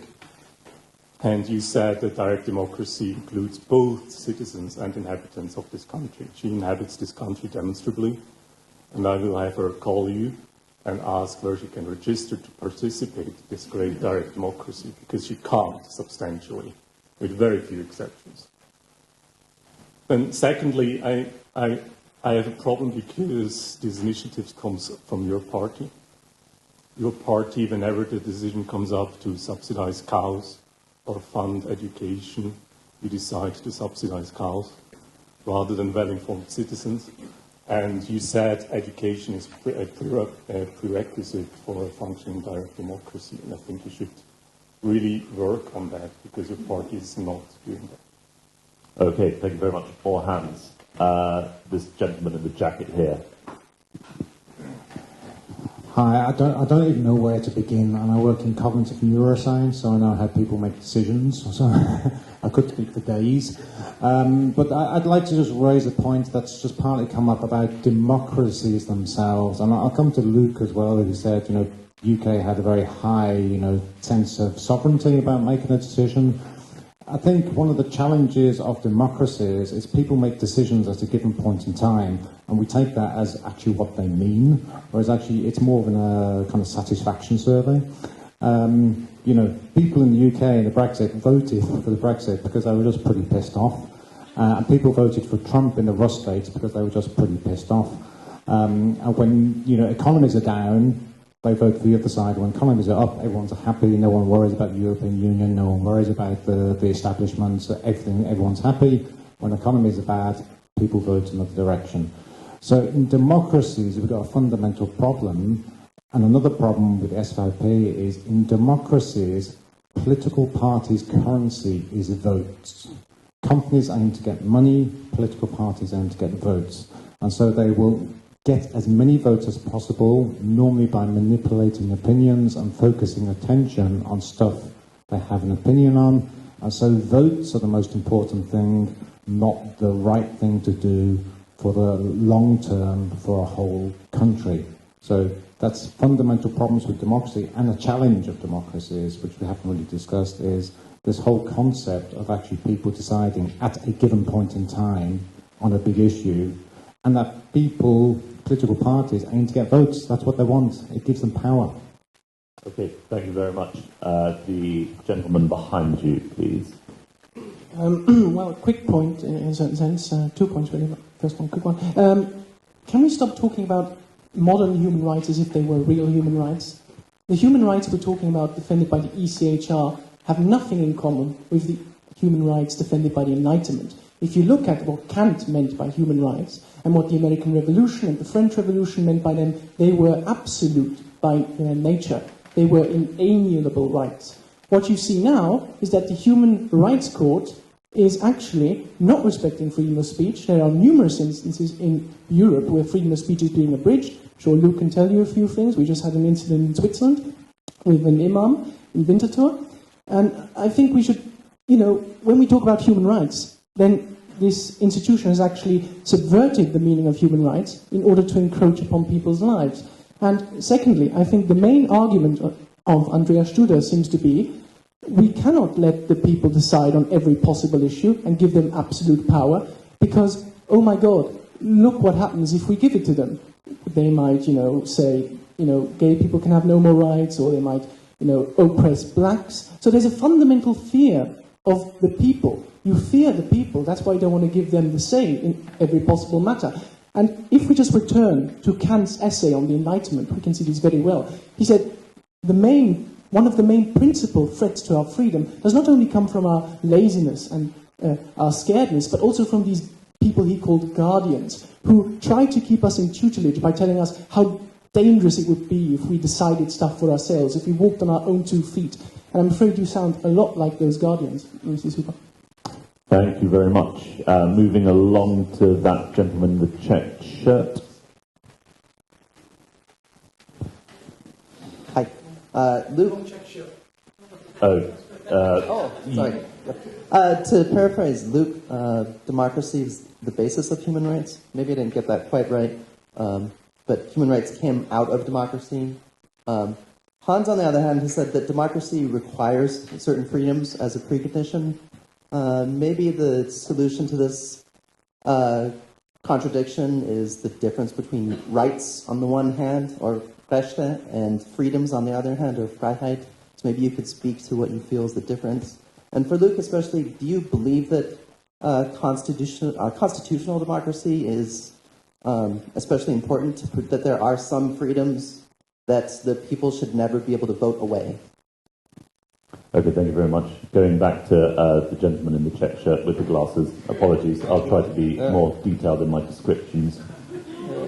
I would like to make some more... Actually, I wanted to make 2 rather basic remarks, but I would also like to first reply to what I've heard here. And the one remark was the Brexit being compared to this popular initiative, and I believe it is not only not similar, but it is something completely different, because the British people, using their freedom within their country, have decided to give orders to their government to quit the European Union because they do not want to be subject to those laws. But they're doing so in accordance with the existing contracts of the Union, which do have a possibility to quit. This initiative, on the other hand, in paragraph 4, is, when you sum it up, is actually saying that public international law is not binding for Switzerland, period. This is something quite different. And this brings me maybe later on for Mr. Vogt the question, what does one mean by sovereignty? Because if you are of the opinion that being bound to contract means loss of sovereignty, this means that the concept of sovereignty means absolute sovereignty. And I should like put up for discussion the notion that sovereignty also in public international law, the same as accepted by everyone in national law, means sovereignty as under the law, as far as the law allows. Because we have our national law, we are citizens subject to this law, and everyone wants to follow his interests, but there needs to be some regulations protecting one against the other so that one does not harm the next. And I do not see why it should not be different on the level of public international law, because there the subjects of the law are the states, and also states, as we have seen, have very different interests. These interests need to be lived out, and if they are contradictory, they can lead to conflict. So I should say the only sensible way for states to interact is in the same way as citizens do in a country, namely with a legal system. And now if someone comes up and says public international law is not binding, then from my point of view, if it's not binding, it is no longer a legal system. So I would like to hear from Mr. Vogt, what is his opinion, how countries should interact when not on the basis of a legal system, because I believe the alternative would be by war. Okay, thank you very much for that. Only one short. And the main issue is always sovereignty, right? And the second notion is there is not only one way to lose sovereignty, namely by having to abide by contracts, but in a global world, there are not only the states who have power and who are interacting on the world, but there's also a global economy, which has often completely different interests than states do. So now if each state acts for himself, there's going to be a race to the bottom with, for example, taxes, with environmental protection. Okay, so what's the question? Hurry up. The question is, isn't this a factual way to lose sovereignty if you do not have international law? States cannot act together, and each one is forced to provide to economy whatever it wants. Right, Which okay. in the end, this means less sovereignty and not more. Okay, thank you. Over here, please. Yes, sorry, you haven't spoken yet, so we'll speak to, yes. Thank you. So I'm also in neuroscience, and I think usually cooperating makes more sense than competing. And for corporations, you need some laws. Now, if we see our society as a system that learns, and there's memory, like our culture, our laws, our constitutions, and there's innovation, and we have to find new laws, debates, and we have to find a trade-off. And I think if we want to harvest the benefits of international corporations, then we should try to sort of scale up. So we can't just look at the national state. We have to think of what works on this higher scale. Now, I think that international law is sort of weak compared to another system that works, and this is international trade. And I think we must say goodbye to this idea that the national state is the only system that works and the only system that can grant us sovereignty and freedom, because there's a global reality and we have to respond to it, not only with trade but also with law. And I think, this goes mainly to the speakers on the very left and the very right, and maybe to the ones in the middle. How can we make sure that laws and systems that we design on a global scale have the backup of the people, that they are accepted? Because this, I see, as the main challenge. How can we make sure that they actually want to participate and that their will can be represented on this higher level, which is a global society? Okay, thank you very much. How many more questions do we have? Okay, I want to get everyone in. So the way this is going to work, I'm going to take all the questions we have now, and I want our panel to fit their answers to those questions into their 2 minutes, which I'm going to give to each of them before we conclude this debate. Okay? Again, you don't have to take absolutely everything. But if someone has asked you a specific question, it would be nice if you could address it. So, Hans, please, from the audience. Oh, yes, you go, sir. Yeah. You were talking about good and bad initiatives and how Parliament should decide on whether an initiative is good or bad. But does this not circumvent the core principle of the Swiss direct democracy, where the people are deciding whether an initiative is good or bad? It does not necessarily have to be a right-wing initiative or a left-wing initiative. So you might not agree with the Yes SVP initiative that they're proposing right now, and I might not agree with a different initiative. But it's not our responsibility to say whether it's good or bad. It's not the Parliament's responsibility to say it's good or bad, but it's the people's responsibility to say whether it's good or bad. And it does also contradict your point that you support direct democracy, and then on the other hand say that the Parliament should decide whether an initiative is good or bad. And this is just ironic in my point of view. Okay, thank you very much. First of all, the gentleman to... Yes, thank you. Sorry, I'll come back to you, sir. Thank you. And I would like to say a thing about Immanuel Kant, because he was mentioned before. I really like to talk about the sage from Königsberg. And as we have heard before, Immanuel Kant was all about autonomy and about people deciding for themselves because they were able so. But what Immanuel Kant didn't want to say was that people weren't bound by certain principles. The principles which were important for them were the principles of reason. And I think we should apply this thing also for democracy. Democracy is about finding a reasonable solutions for reasonable people. And this is also about finding the best solutions. So reasonable arguments should be the thing we should be discussing. And I do think that human rights actually could benefit this thing. I do not see why we should assume that there is a tragic antagonism between human rights and democracy. For example, censorship. A benefit of freedom of speech is all about finding a good argument, and if we believe in such a thing as a marketplace of ideas where the best argument wins, it is important to have freedom of speech so that good arguments do not get banned. So perhaps you could also, the people who are critical of human rights, tell me why this link doesn't exist. Okay, thank you. And the gentleman at the back, please. First of all, I have to apologize. I would never want to imply any division between intellectuals and the rest of the Swiss population. But I have to insist, Professor Vogt, you still not have given us direct and intellectually honest rebuttal to Andrea Huber's first accusation of misusing the figure of foreign judges for the SVP's own power play in Swiss politics. Thank you.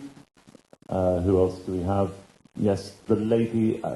The lady at the front, and then we'll go to the gentleman at the back. And is there anyone else?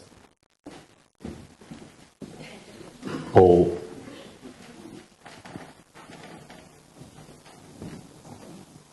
My question is, I'm actually going to shift my question. You spoke about how you wanted to talk about gay marriage over climate change. And there's a lot of talk about democracy and the role of the people, and do we have the ability to choose for ourselves?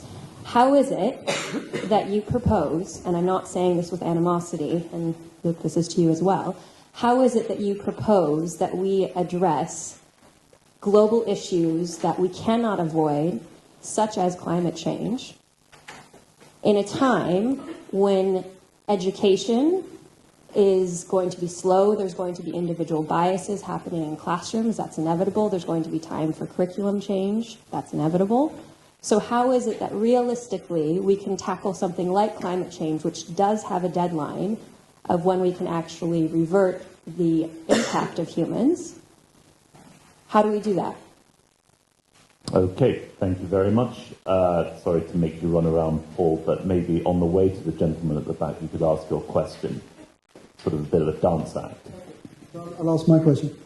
How many sovereigns can there be? Charles I said that he was sovereign, and he went to war with Parliament because it said it was sovereign, and there could only be one sovereign. But that has the last word. That whose power prevails. And a lot of people have talked about diluting sovereignty. In Britain, we talk about the Queen being sovereign. We talk about Parliament being sovereign. We talk about the people being sovereign. How many sovereigns can we have? In Switzerland, we have a problem with that. Is it the European Convention on Human Rights? Is it international law? Is it the people? And, it's all very muddled. But in reality, there can only be one sovereign.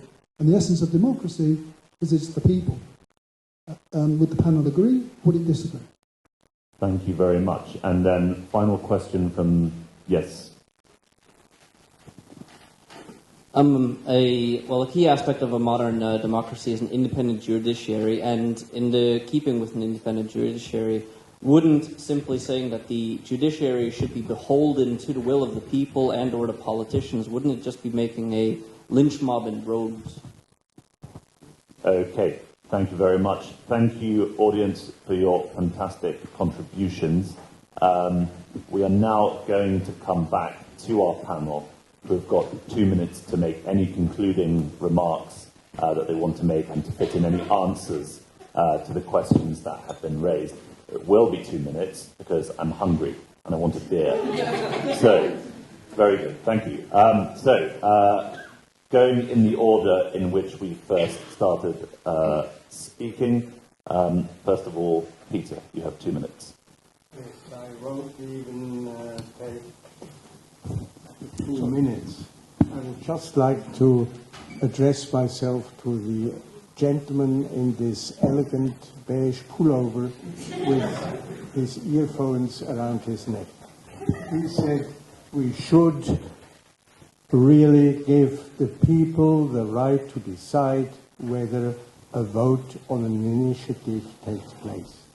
Now, I have to mention here, as a constitutionally interested lawyer in his young years, that the Swiss Constitution has certain rules on initiatives. One is that there has to be a unity of matters, so that the person who accepts, who votes for an initiative, is not confused because two paragraphs of the initiative contradict each other. And if I had more than 1 minute, I would bring about 7 cases, 7 examples where in this foreign judges, Swiss laws, there are contradictions.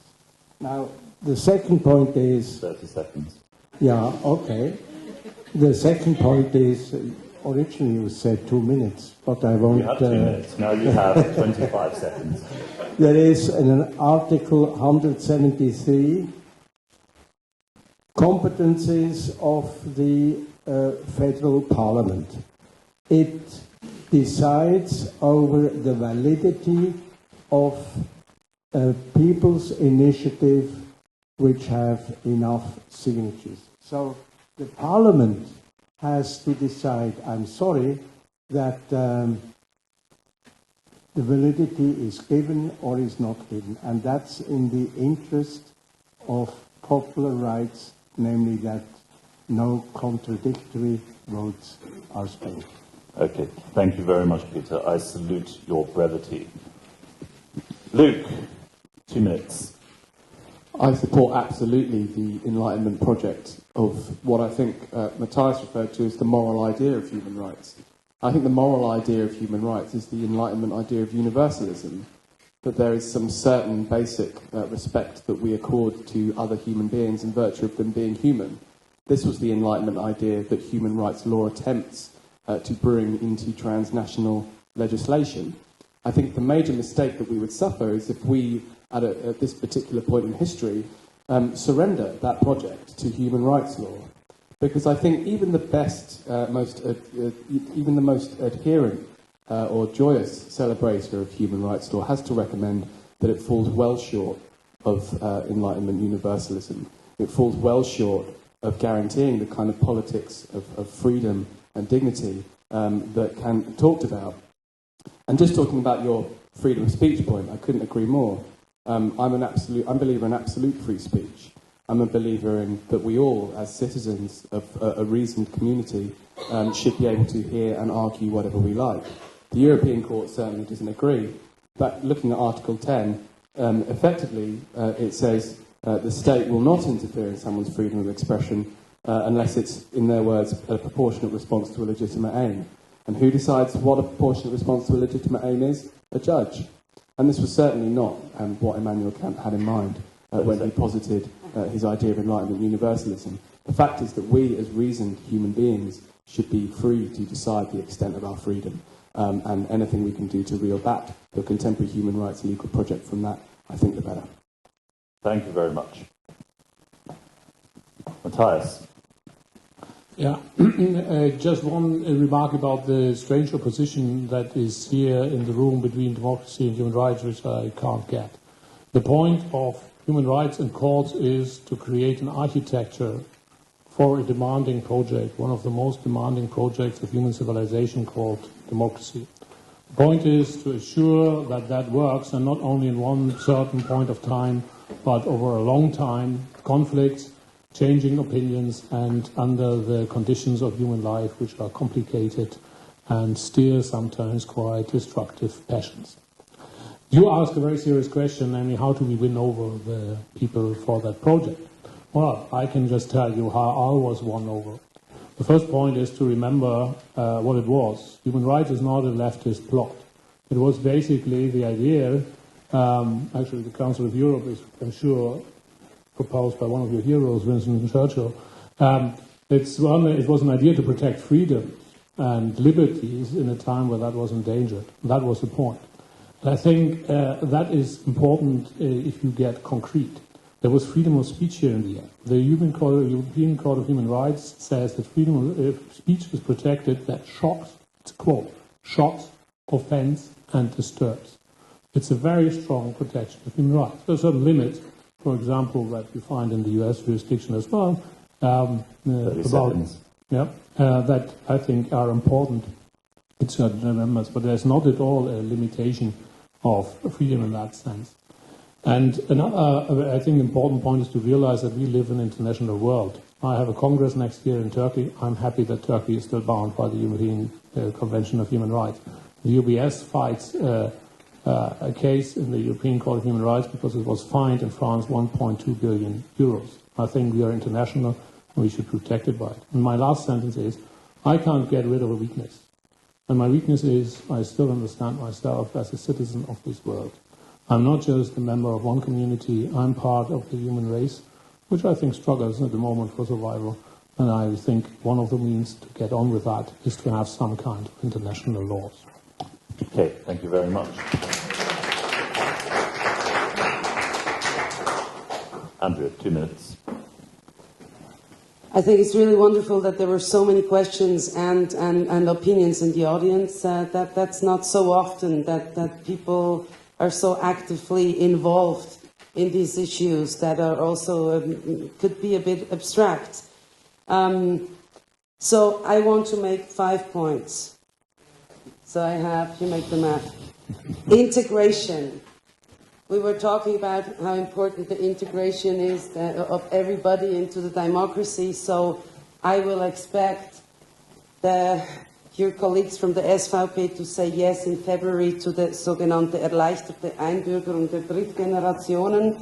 It's really important that the nationalization of foreigners of the third generation is something natural because we want to integrate them in the process. I want to say something to Andreas, protection of minorities, because you were talking about, well, you have to trust in the people, whatever they decide is okay. But, I mean, there's always a majority voting over a minority, and that's what it's all about with human rights. It's protection of minorities. In Switzerland, there are even people that can't vote. There are many people that can't vote. So that would mean that a majority could take their rights off the agenda or take them off the constitution. So that's why there has to be these rules. Human rights are principles, and they cannot be subject to political dynamics. They're principles. And then the quality of initiatives, I want to say one sentence to that. I'm not left, I'm not right. I never joined a political party, and there are many initiatives from many different parties that I didn't find that they are really good quality. So that's important. Then, yes, there are criteria. In Article 193 of our Constitution, there are criteria for the validity of an initiative, and it's worth looking it up. Okay, I'm afraid I'm going to have to stop you there. Yeah, but I have to make one last phrase. No, If okay, you want to know more about the initiative, look up our website. I put flyers there. We have 10 Gründe, warum die Volksinitiative Schweizer Recht statt fremder Richter der Schweiz schaden, and become a member and fight with us that this never happened. Thank you so much. Okay, thank you very much, Andrea. And if you buy her a drink at the bar, I'm sure she'll tell you the other 4 points that she had. That was it. Oh, thank you. Well, I'm impressed. Great, excellent. And finally, Professor Vogt. First of all, also thanks for a great discussion and a great evening. The gentleman over there said people would vote because they're pissed off, and you were talking about manipulation, etc., and you were talking about reason that should sort of inspire people when they vote. I will let you know, gentlemen, and I'm sad I have to say that, I think your view is elitist. It is elitist to say that people are taking decisions just because they're pissed off. Because the individual rights which we grant to people give them rights to decide things, to make contracts, whatever they want to do. How can you call people manipulating? How can you say they're voting because they're pissed off if at the very same time it is the fundamental concept of liberty to have people decide on their own destiny? You are fundamentally contradictory. Second point, the gentleman was mentioning, and that is actually the core of the debate. In a globalized world, what should what should the law do? What should happen to the law in a globalized world? You were starting out by saying cooperation is superior to competition. Well, that is the very question. I'm not so sure about that, and you can read a lot about the advantages and the pros of having states compete. I'm not against international law, nor is the popular initiative gentleman back there. That's just completely ill-conceived. But the question is, what are the duties and the tasks to be decided on the national level, and what are the duties and tasks to be decided on the international level? And it is a fundamental flaw in thinking, very widespread among law students, because professors tell them so, that just because we live in a global world, each and every decision should be taken on a global level. Please take note of the fact we are still living in the century of the nation state. No bank regulation, no environment protection, nothing is happening in the world if nation states don't want to implement these decisions. So whether you like it or not, the age of the nation state hasn't reached its climax yet, and I think it's a good thing it hasn't reached yet. Okay, thank you. Brilliant. Big round of applause for all of our speakers. Thank you. I just want to say a few words about the Zurich Salon. This is our 14th Salon that we've held, and also it's the 4th Battle of Ideas debate that we've held. Future events will concern subjects such as, do animals have rights? Is one thing that's on our agenda. The new populism, probably after Donald Trump, the SVP, UKIP, Donald Trump, will be discussing the emergence of populism in Europe. Is it a good thing? Is it a bad thing? Or is populism not a term worthy of being used at all? Is philosophy dead? Stephen Hawking thinks it is. We'll be discussing philosophy and physics and the new determinists coming up.